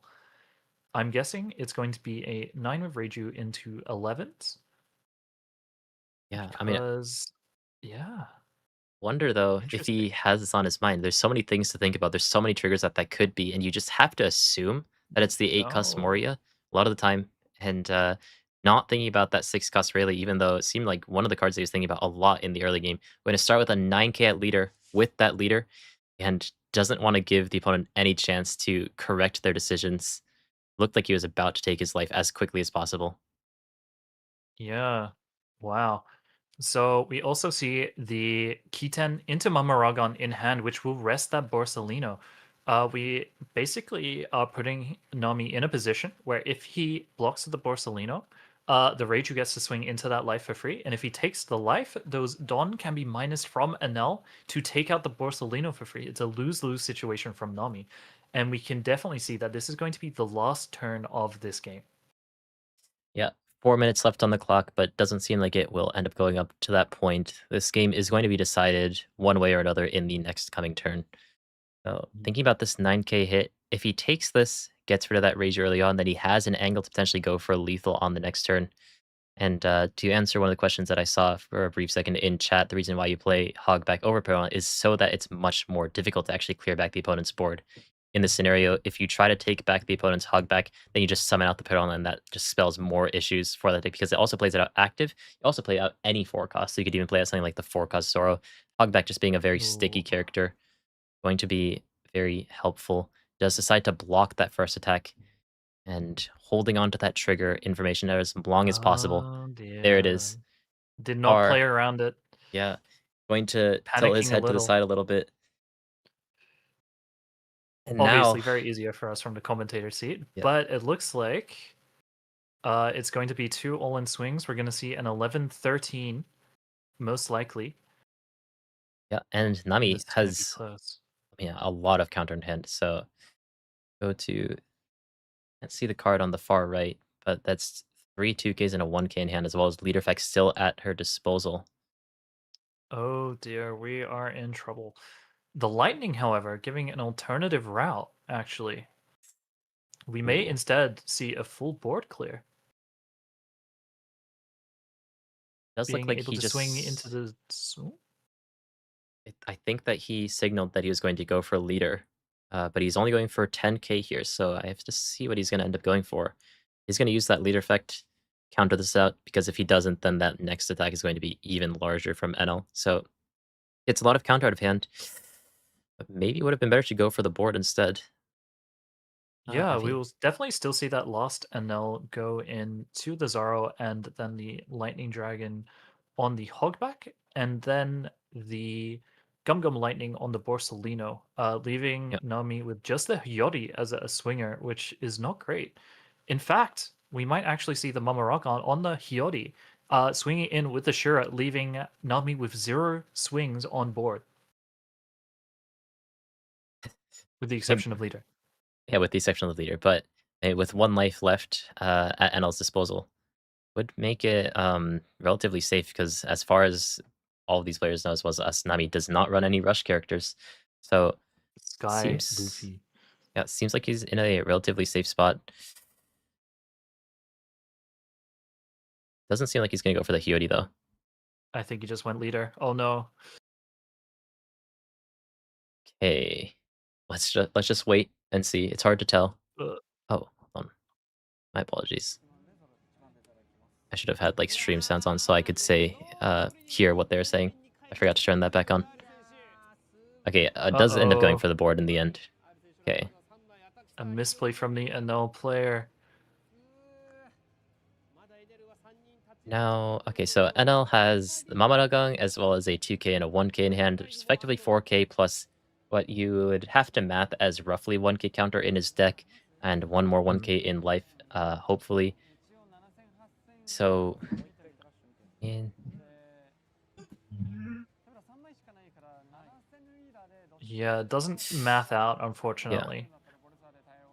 I mean, Nami, though, still has Borsalino in hand, and does he have oh, no, he doesn't. If he had another Galdino, then there could be some really diabolical things happening, but, the only thing that's gonna save him now is going to be, as Toasted Crisp mentions, the 4-cost reject out of nowhere. So, because that option doesn't exist in the game What? anymore. That's crazy.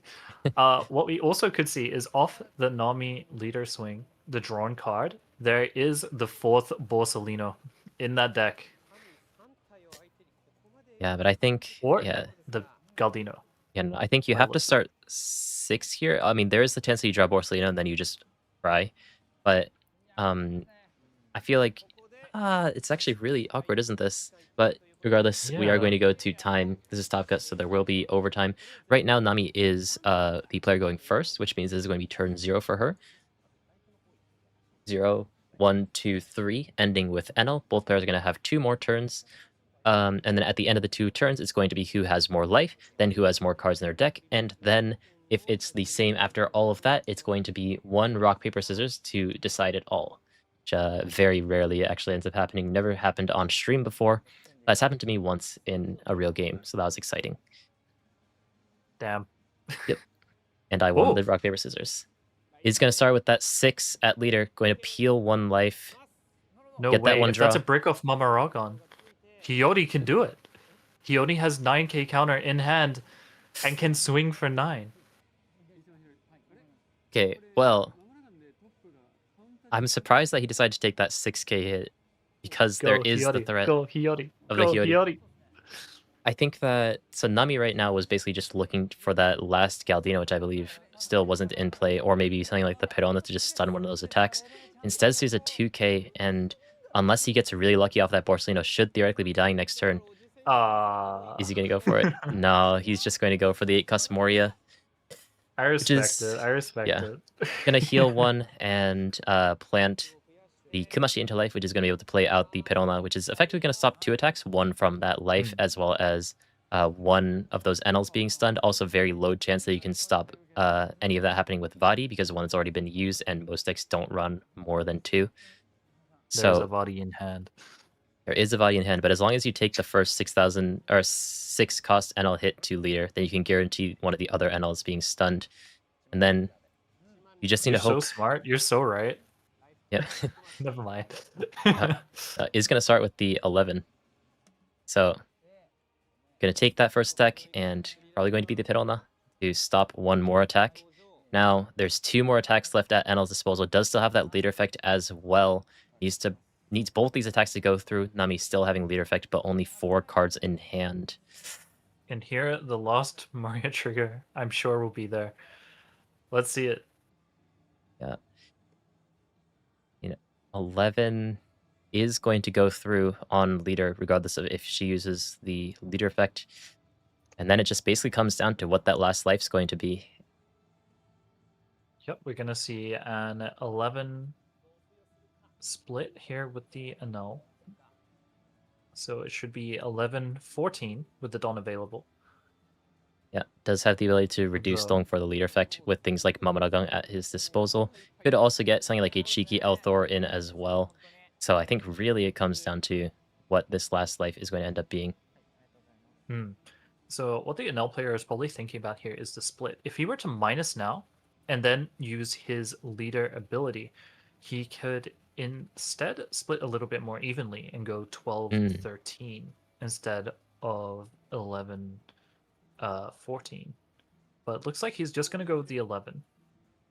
yeah. But it's always scary because if that's the lost Maria, then he just loses straight up. But I don't know what other choices you have right now. Oof, it's a very scary situation. Like, what you know that one of these cards in hand is a 2K for that leader effect, but breaks through the 11K and it's gonna be nothing. The 7 cost Oh Robin, the no. last life, the only top end without a trigger because it was printed a few too many sets back. Going to be all of the Dong reduction to get that back into the leader effect. Oh, It's over. was almost Nami at the end after an abysmal start, clawing back victory, but against a matchup that should theoretically be Nami favored, NL is going to be able to pull back or pull out the victory with a big 14,000, make that 15,000 at leader. That is beautiful. And may I just say, I'm proud of everyone for hating Nami as a deck instead of the guy now. I'm very proud of you guys. I'm part of that camp. The I Slop see some has of been you though. killed. The Slough has been defeated. We see unfortunate errors on both sides, but the NL player was smart in his moves. Hiyori did not try attack the moon for 9,000 damage. And overall, wonderful game. Yeah. A little bit classic, a little bit tired. I think people are tired of seeing both those decks, especially versing each other. Yeah. But yeah, wonderful. Yeah. Um in the end, NL does end up picking up the win. I'm curious, did we end up seeing NL's top deck if it was 1k counter or not? It was 2K counter. Okay, so the 9k would not have went through, unfortunately, but it would have been one of the biggest sends, and I mean, I In guess, One Piece history. yeah, just um, I mean, I guess damned if you do, damned if you don't. Unfortunately, Nami did end up losing on the return as well. Ooh, we might So see the best 16 reveal. let's So these see. cards are based on the actual decks. So that's why we see cards like Garp and Yamato in that ace card, and why we see Big Mom and Nami in the UP Luffy. It's going to be really exciting. There's one more they haven't revealed. It is the top 16 card. My bet is either on Emu or RP Law, but we have no idea what it is yet. It's so exciting. Yeah. So I thought for sure it was Emu, just based on the last worlds because it was Ace and Luffy. But it was pointed out that Luffy didn't use Nine Mom or 8 Here, Katakuri in the oh, deck. right now. They're probably just showing us the real ones. It looks amazing. Where? Whoa. Oh, it's so shiny. So I don't know what the last card could be, but I Come hope on, for it's reveal it, reveal it, reveal it. hope for Emu. That looks great, Emu would doesn't be it? amazing right now. Come on. Yeah. Um, Such a beautiful card. yeah, Blue Yonami is also possible as one of those things. I'm thinking of the only things that aren't Emu that could be, at least in Bandai's eyes, like a better reward than Luffy, and I can only really think of Nami. So, Interesting. I mean, it's possible. I'm surprised that you said Red Purple Law. That's a band leader. I mean, hey, May's back, surely. Come on. Okay. Ooh, This would be the hypest way. Wait, what if yeah, it's the blue leader? that'd be funny. Wait, this is actually the perfect time to reveal the blue leader. I mean, it was weirdly, I like the foiling on the ace a bit more, unfortunately, but these both look great. And that card looks $20,000. It's so stunningly beautiful. Wow. Yeah. And then they just flip over like, oh, and here's Gunkel. Please, surely. Okay, this has to be it. Reach under the table. Reach under Come the on, table. come on. You know you want to. He snuck one in. Bandai doesn't want him to reveal the leader yet, but he decides that today's the day. Come on. Oh no. He's not reaching. No. Reach. Oh no. No. Oh no. Well, these are Oh, very cool though. These are yeah. the season 2 promos. We will be getting those in the West as well. Mhm. The Luffy is top 8, the Robin is top 16, and the Nami is top 64. If you are interested in the more competitive side, which I'm pretty sure you would be in this live stream, this is definitely the season to get into it. These cards are going to be worth probably the highest prices we've seen for regional promos ever. And I think it's just going to be an amazing goal to set for yourself to work towards. The Robin was top 64? The Nami. Oh, Nami is top 64. Okay. So good luck to the Robin stands. You have to do well to get that, but W scalps, I believe in you guess, guys. for the people who just want to sell the more expensive card, which is, I mean, they're both going to be expensive, but Nami much easier to get, and generally speaking, a much more popular character. Mhm. Yeah. Oof. not to It's a good mention time to these be a are player. it is a very good time to be a player, and I feel like especially top 64 with enough time, you can definitely start looking at getting towards that level of skill. There are so many resources available. There's such a friendly and helpful community. Now is your time. Mhm. Oof. It's Yeah. ending. He took off the gloves. It's over. Okay, I guess no reveal. Is there any event that's coming up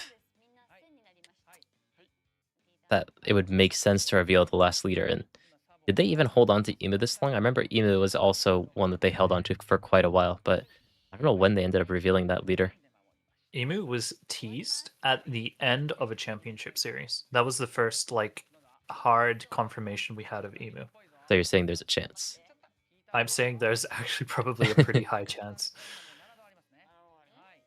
Emu revealed 10th of August. I don't know what that means relative to the rest of the set. Um, but I mean, 10th of August, and then pre-release is like about 2-ish weeks after that. Not impossible, but Mm.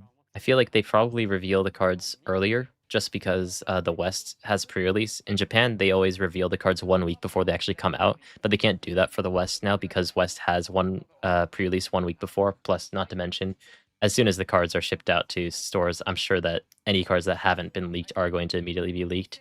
Just one of the Oh yeah, unfortunate things. 100%.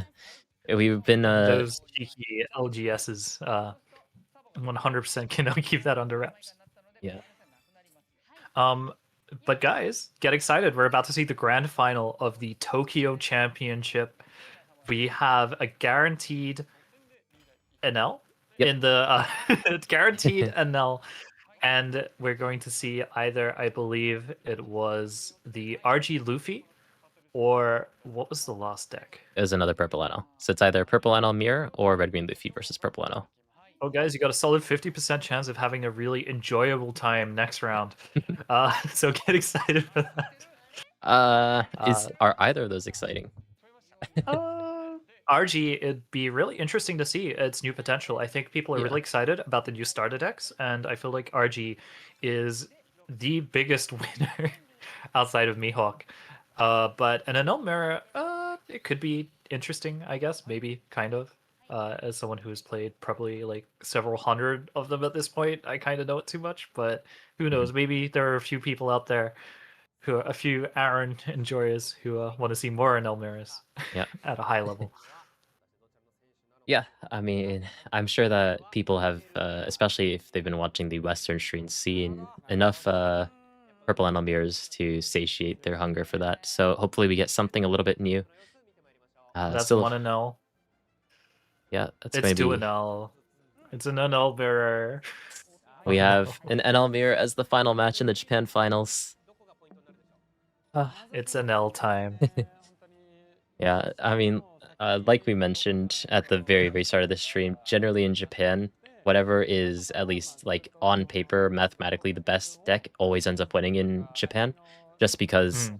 level of play seems to be generally higher here. We never really have that many big upsets, and it seems like this time going to be no different. Despite Red Green Luffy and Green Mihawk being very potent in the new meta, Purple NL, I mean, he's always going to be very powerful as long as people aren't directly targeting him with things like Black Yellow Teach, which I'm still surprised hasn't really had a very good showing. No, fully agreed. Well, the good news is you can get some very high level commentary here. Uh, we have a lot of experience with the Enel Mirror from various points in time, so this should be a good showing. If you're here to learn something today, I hope you will be very pleasantly surprised. We see one Enel not having to mulligan, and the other does, which is not a good sign, as this is a very volatile mirror, and failure to see weenies early can almost certainly just end the game Yeah, immediately. So yeah. could all And be over already. final poll Who of the wins? Wave 1. NL. Left NL or right NL? Extremely dominant showing right now from left NL in the poll. 67% right now versus 33%. Who's it going to be? The alt art for left NL is going to be very commanding right now. We also see that he has a small marker in the corner, which said he's going to be going first, so maybe swaying the pull a little bit here. 73%, 71% for left NL. I guess these shiny cards are doing it, and not the fact that he was able to go first in this matchup.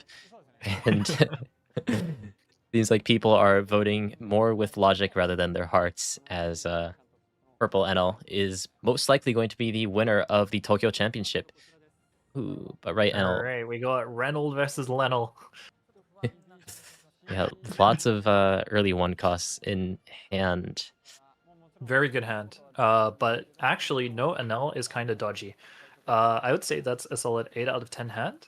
But the Lenel left Enel has seen an immaculate hand, having a Shura to rush into the opposing weenies if he dares to swing them, and having the Enel on curve. So what we will actually most likely see here is the starve strategy, with neither Anal swinging too early. We also see the pudding coming down here first in order to preserve that one rested Dawn. We also see the Mamaragon being grabbed here 100% of the time. And because he's preserved that Dawn, next turn he can boost into an early Reiju if he so wishes. Yeah, And I can't keep doing that forever, I'll die. So I'm gonna slow down. no, it's fine. Does end up bottoming that one of those rages from that search, so does technically speaking reduce the odds of finding one more, as there's only presumably 3 more left in the deck. But still, just leaving that option open is going to be better than just slamming down a character that's going to draw 1 card anyways. And doesn't draw it, but does find that second Mamaragang. Both these guys, interestingly, Renal decides to only drop down 1 cost for now. Yeah, so by doing that, we've got the exact same logic. Next Yep. turn, he will go to 3, use Leader Effect to gain 1 active Dawn, and play a Reiju of his own. And the Lenel, having missed his Reiju on curve, means that Renal will have the first big buddy on the field, demanding the first answer from the opposing NL. Yeah, the exact same thing happened 2 days ago when we had a Mihawk mirror in the finals. But I was just saying green shirt Mihawk and white shirt Mihawk. I should have just said Rehawk and Leehawk. So that feels a little bit too close to a bad word. Maybe I shouldn't say that. But yeah, importantly, That's pretty far removed, but I get it. yeah, I can see that being with my Japanese ability to stumble L's and R's sometimes problematic. But Okay, yeah, let's not. Let's not. yeah, But we actually see the Reiju. yeah, and that's going to be the swing from Shida, just expanding his board because he didn't have that Razor early on, just Hmm. pumping some damage in the opponent's leader. And also using the Mamaragang early to get rid of that Satori, just to make sure that he won't be able to attach Dong to it on the next turn either, nor get that on-attack effect. Yeah, this is actually really interesting. So what we're seeing here is a totally different playstyle of Annull to what we'd see at the West. The very infamous game between, I believe it was Mirko and Jonas at the very high level, where neither of them swung for 5 turns, which really set the entire pacing of the Annull matchup, making good use of the Senor Pink. Senor Pink having never caught up in Japan even now, which is very interesting. And because the Renal is so behind on board, he just has to play out these one drops. Even though he'd love to get that Reiju on the board, he's just getting swarmed right now. And if he doesn't do something Mm. about it, he's just going to be completely overrun. Yeah, unfortunately, did have one of the benefits of going second over the opponent, just not being able to play that Reiju on what should have been his 3 dong turn. Does sacrifice it just to play out these 1 costs because he needs to wrestle back board control. Would you rest these Shidas right now to get rid of the opponent's characters? I think surely not with the God, number of no. characters. So the thing is, if the Enel plays a big Enel or anybody whatsoever next turn, the turn after, they will need to play over Nevermind, their own weenie, basically doing your job for you. However,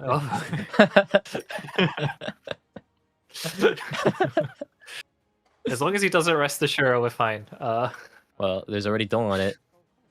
Oh, please. Never Please, let them sir. know your next move. Never let them know your next move. It's He could the also be going for a starve here, potentially trying to. No. it's gonna be the 4 into the pudding. And that's probably going to indicate the other Shida's going to be rested as well. Maybe he wants to hold on to that just to have something to use next turn as an attacker. Oh yeah. Interesting, interesting. Elthor, wow, So we see. this intense weenie hate going on right now. Yeah, so basically, skipping the first few Whoa. steps and going straight to absolute annihilation. Yeah, both L Uh, Thors. That's crazy. So we will see the big punish here, though. We will see the establishment of the big NL followed by the Shura, which will, if an L Thor is not found, result in a full clear back with a big NL being established, which is one of the hardest positions to come out of in the mirror.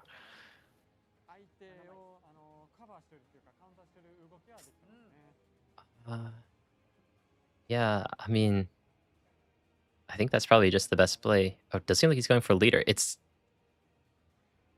this is very confusing to me because I feel like the both NL players have committed to clearing the opponent's board early on. R, the left NL, which is very confusing considering that his name is R, using the Mamaragang early on to get rid of that Satori on the early turn, but deciding to go for leader on this attack, just ignoring the one cost now, even though he has a pretty reasonable way of getting rid of them. And Mu, our right side NL, is doing everything in his power to get rid of those weenies and just not let him find that aggressive angle, using two Yeah, Elthors it's in the so process. interesting. So I think the most interesting part of this, Kai, you know, when you told me that I play NL differently to Japanese players, Hmm. I'm starting to believe you finally. Oh, dude. This has been such a learning experience seeing somehow the same deck, but with such a different playstyle, both in the aggression and the swarming potential. It's Yeah. really quite interesting to see. You know, for people who don't know, which I assume is most of you, Simon, or sorry, Deva, my friend No, it's here, fine, it's fine. yeah, is one of my primary testing partners. He's one of the best Purple Enel players that I know. And when I play against him playing Purple Enel, he does not play like any of the Purple Enels that I play against in Japan. It almost feels like it shouldn't be good practice because he just plays differently from every single Enel that I play against in Japan. And we're seeing the difference. You know, we saw in the West these Enel players starving each other, and this matchup, the Enels could not be more aggressive. Yeah, we see non-stop swings from both sides. Caution to the wind. We see actually Senor Pink on the left RNL, which is quite interesting. But so far, we see nothing like that from the NL on the right. Instead, playing a more traditional build, focusing mainly on the Reiju. Mhm. Fortunately, for the right NL, those Shures were not cleared, which means the Gamma Knife plus Kiten plus Reiju plus Momoragon combo will result in the NL having to remove the left NL, having to remove 4 cards from his hand to keep that big NL alive. Not Yeah. clearing those Shures, I think, was a huge mistake, which opens him up to probably the biggest punish possible. Yeah, and I'm glad that he's actually going for this because time and time again, we see so many purple NLs fall into the trap where they just feel like they're obligated to establish that 6 cost NL first and foremost. But neglecting that game plan, instead deciding to go for this Rager early on to clear out this 6 cost NL and try to make his board more powerful instead of playing 1 foot behind, is going to give him a little bit of footing in this game, especially looking at left Enel, R's hand, where he does not have a second 6 cost Enel to be able to uh, rebounce back his board.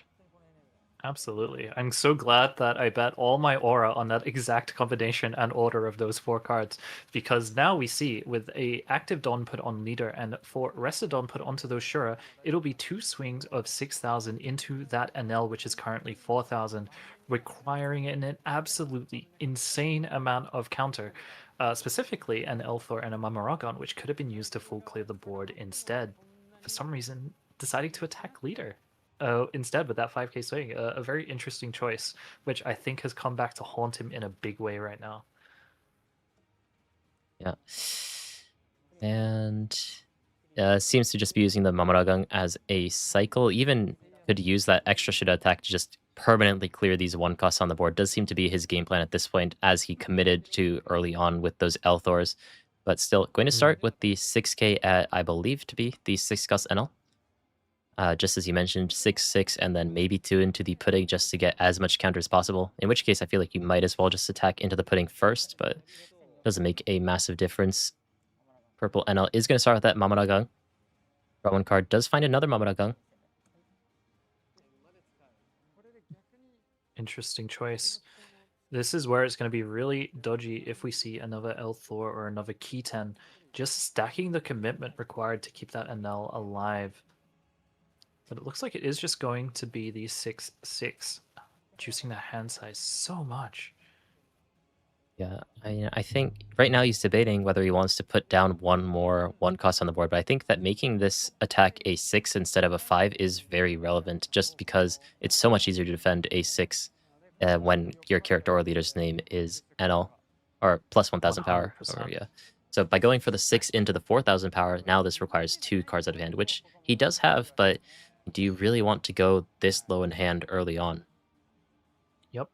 Using that many Mamaragons as well means that next turn, if the right NL uses an NL, a 6 cost, that it cannot be comboed, having to forfeit not only the combo, and I just can't help but think that it was a bit of a blunder.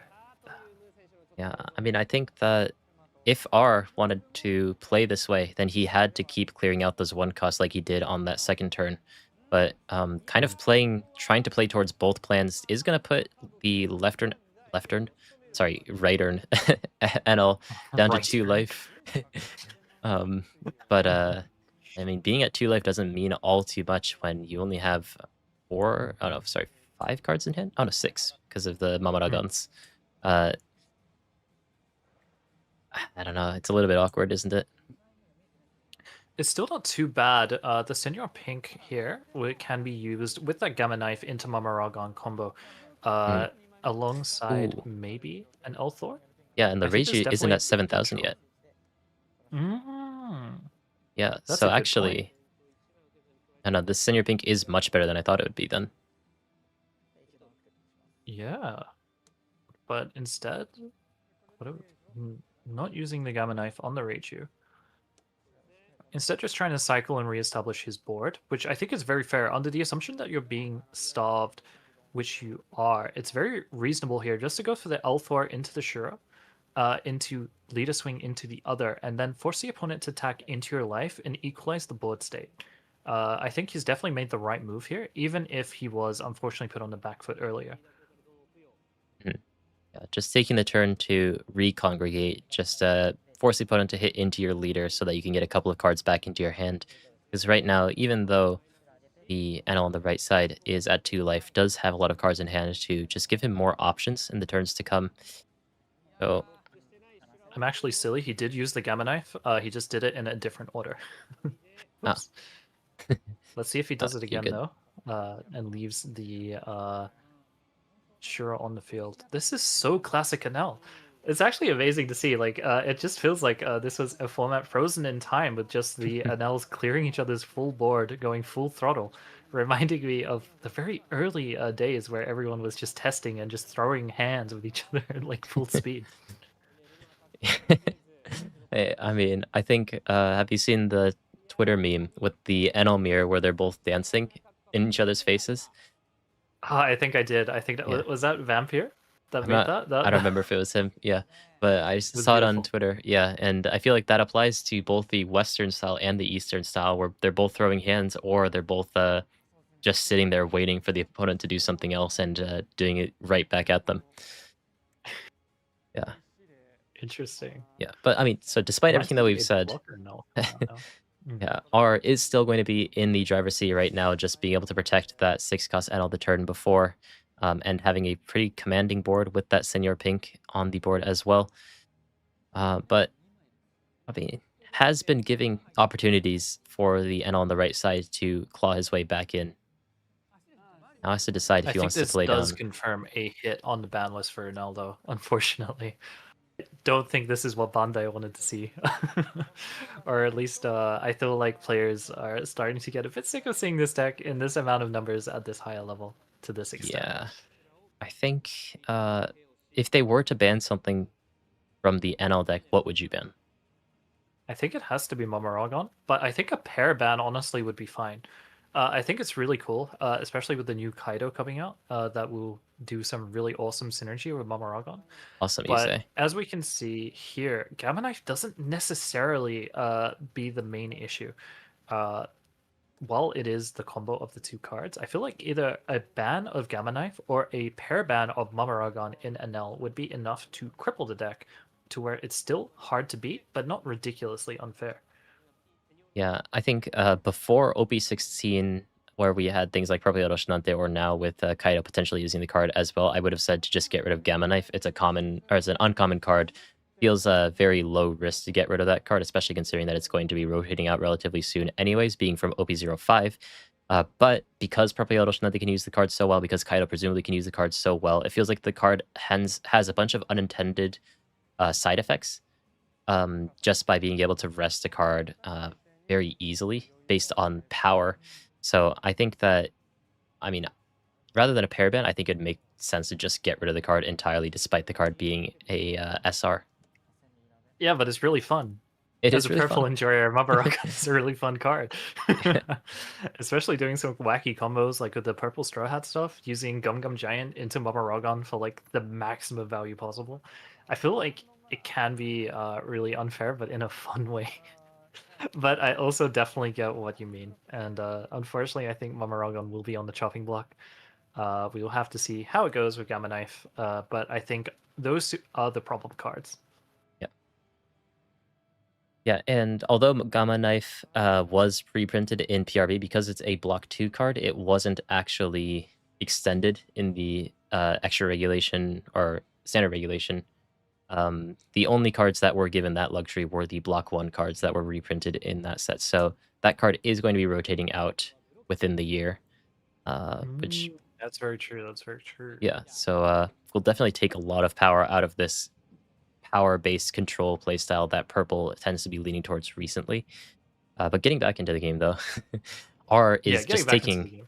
a very aggressive angle right now. Didn't have great characters to play onto the board, so is just going to be attaching a bunch of Dong onto the characters. Leader does still have one Dong active that can be used for Shura, for example, and just getting a lot of damage down. Lightning Dragon also going to be able to stun the opponent's Ohm as well. And 4 life to 1 right now, and the hand size is still relatively comparable. So Yeah. Whoa, and we see a lot of Don minus here. yeah, KOing the Shura.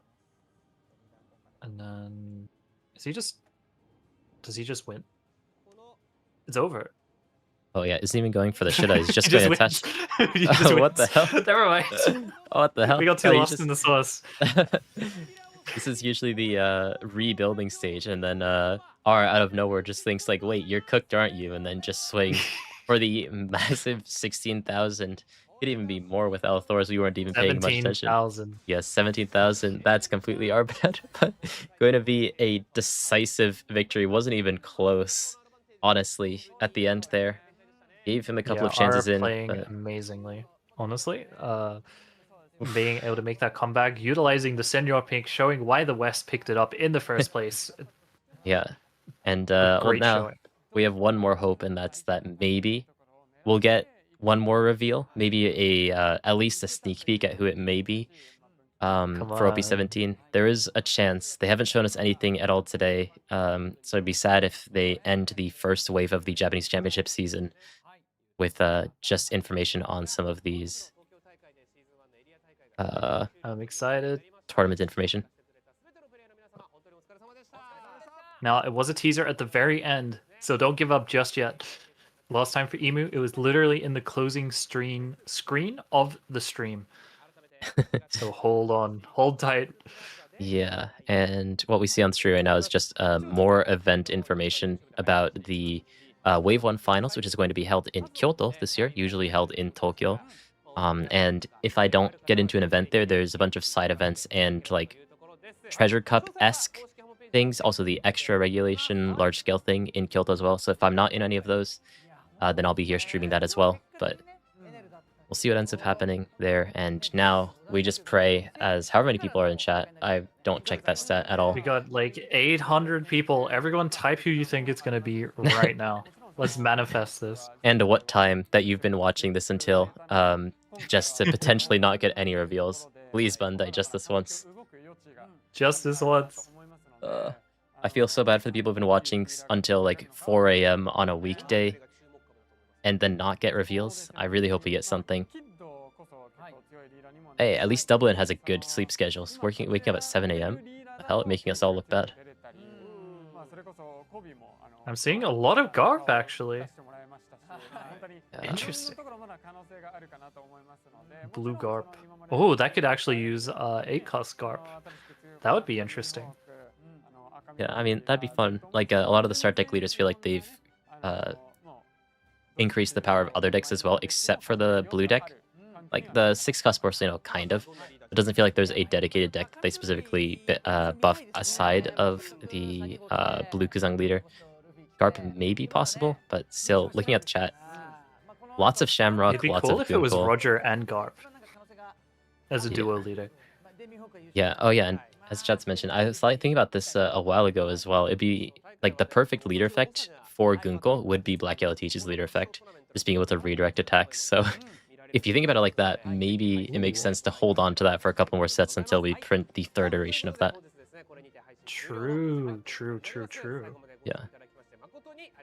Okay. Let's. Looks like this is it. Oh no. So I've turned off my stream too early before, and then they were like, "And there's a ban list coming." So I'm gonna hold off for like a little bit to see if we get anything, but I am worried. Oh Hold fuck! on I think just it's. a little. Did we not even get a winner interview?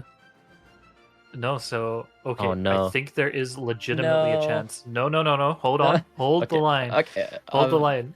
No. Hold the line. It was after this. When the stream turned off, there was a black flash of Emu at the very end. So hold the line just for a minute. Come on. Surely. I don't even know how long this screen lasts. Did they actually do that for Ema? Yeah, they did. It was at the very end. It was a black flash with Emu's silhouette in the middle, just as the stream was closing off. It'd be really funny if they did the exact same thing. It's like, and here's mono blue Emu this time. That would be so stupid. Oh, dude. Come on. Oh no. Hold on. The music's fading out. Okay. They must know people are watching, waiting, praying. I wonder how many people are watching. 2,000 people are still here. Come on. Everyone knows. Everyone's waiting. I feel like it's cooked. The music's cut out. Please. No, it's not looking good. And they didn't do No. they didn't do a winner No. interview. No, now we can watch. I watched all of the FNAF lore. Now I'm an expert by Ludwig. No. No. That's so Starts sad. with Ludwig, ends Did with we? Ludwig. Yeah, it starts with success. Yeah, we didn't even get a winner interview. Interesting. Yeah, I that's wonder actually really surprising. what's the deal with that. I have no idea. Okay. Well, unfortunately, guys, it seems like we are not going to be getting the blue leader today, nor any new cards. Just information for Japanese tournaments, which I already knew about. So sorry for the people who watched all the way until the end. I wish I could Yeah. end on a good note. The funny thing is, I've done this before as well.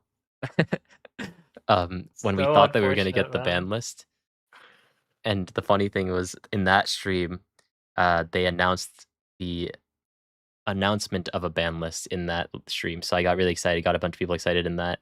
Baited people. It feels like I baited people for the second time. It's okay. I'm sure it'll be coming soon. It was still actually a really good showing. I think the highlight was definitely the Goofy versus RG showcase. We got to see the extremely strong new buffs to RG Luffy. I feel like it was a really good showing. We also saw a good old classic matchup and somehow the second Nami mistake of deck stacking in a row, which is really funny. I think it was generally not a bad matchup and general competition, even if the final round was a little just a Yeah. little old fashioned, maybe is the way to put it. Big stomp at the end there, but I think that the quality of games were relatively high. There was one big mistake from Nami throughout that, but the first two games especially, very, very good One Piece, I think. So happy we Fully got agree. those Fully games agree. in. Unhappy that we didn't get any other reveals.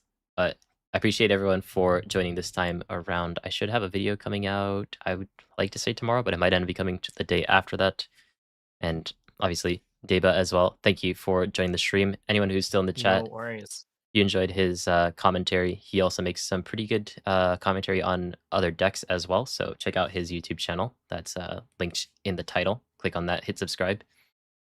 Thank you And very much. Also, be sure to check out the Ikyla Cast channel, where we will be uploading all the VODs for today, including useful insight, as well as just generally, yeah, to hang out, see how the tournament went, and generally catch up on the games. And thank you very much. Feel free to subscribe to me as well. Working hard on new videos at the moment as well. And yeah, it's been an absolute blast commentating. yeah, it's a lot of fun when you're here. Much it's much easier for me when I can push the blame onto someone else sometimes. When I say something wrong, I can be like, "Oh, yeah, take it away." Uh, Yeah, that's what I'm here for, right? Like, yeah. gotta risk everything to try predict 10 moves ahead and then mess it up 3 times in a row, right? Like, why else? Well, anyways, thank you guys very much for watching. Speaking of the iKaila Cast channel, I do have unofficial tournaments that should be coming soon. So although this is the end of the Japanese Championship season, it's not the end of me casting tournaments because I'll be casting my own tournaments relatively soon. We should be ironing out the details on that and hopefully starting early on next month, but might end up becoming mid next month. So look forward to that, if especially if you are on the North American side, because those are going to be, at least at the beginning, a little bit more North America centered because Chinoi's Cup already exists for the Europeans and North Americans need something to play in as well. So I got you guys covered there. Make sure to look forward to that and subscribe if you haven't, I guess. And I guess we'll see you guys next time. Yeah. Yeah, see you all around, both at the Ikyla Cup and in the Ikyla Cup if you are choosing to participate. Uh, Thank you very much, everyone. yeah. And sorry, I was going to cut off stream, but Kaibi Tai said you need a samurai sword in the background. Let me show you something. I unfortunately don't have a samurai sword in the background, but you can check out this sick Luffy. So I have an Artorias greatsword in the background that I made. um, Wait, that's actually Slightly out of sick. frame. Yeah, I mean, I made this so if you look closely, it looks a lot worse. And the other side isn't painted because I got lazy halfway. But if I show this side, it looks good. Very cool, very cool. Yeah, I had my craft arc. If I move my camera, I have a sword that's even bigger that I can't take off the wall. I'll show you now because we're here, I guess. Wait, I'm out of stuff to flex. Hopefully, I have a massive that is Whoa. 200 centimeters tall, fired by what's this?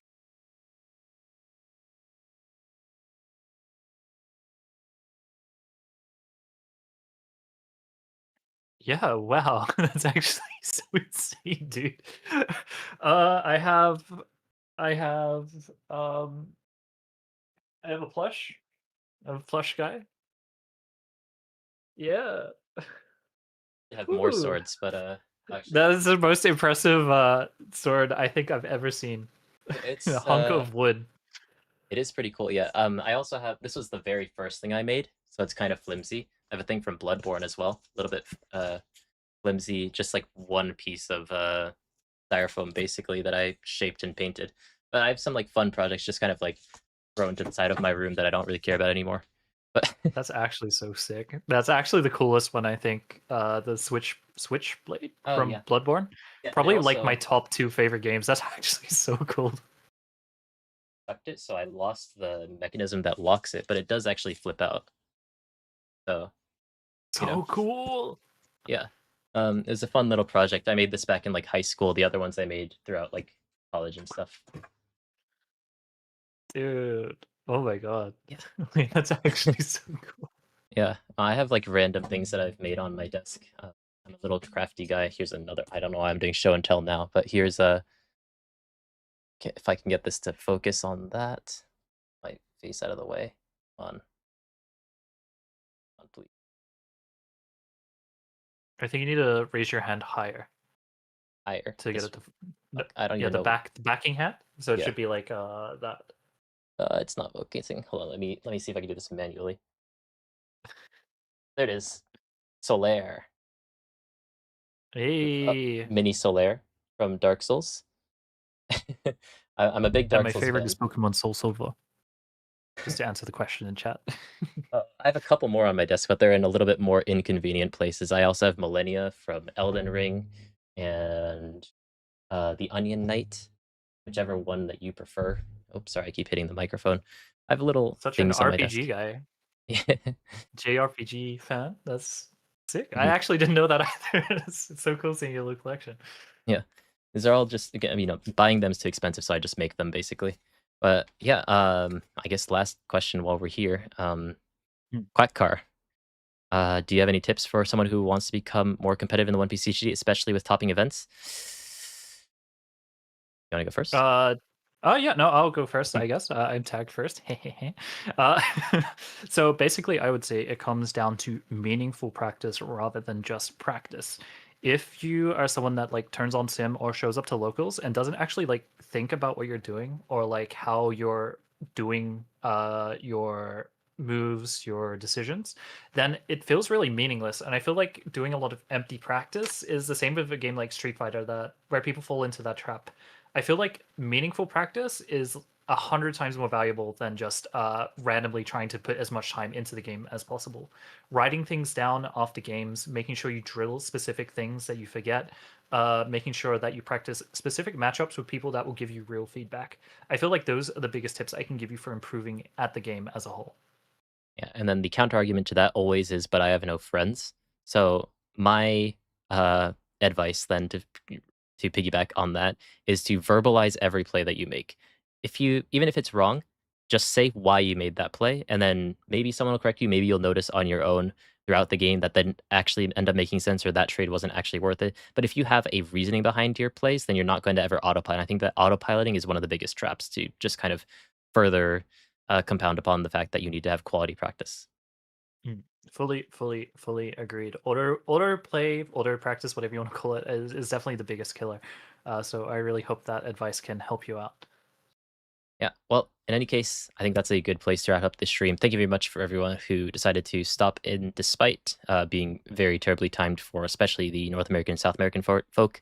Shout out Brazil, shout out California, shout out New York, all of those wonderful regions that I would like to visit someday. Thank you very much for tuning into the stream. Thank you very much, Deba, for joining as well. And I guess I'll see you guys next time, whatever that may be. Maybe we'll play Slay the Spire or something casually. I don't know if you guys want to join for that, but I'll appreciate you clutch that. guys, yeah, stopping by. And I'll see you guys next time. And hopefully, I have a bit Yeah, more see you around. consistent schedule. Bye bye. Bye bye. Bye.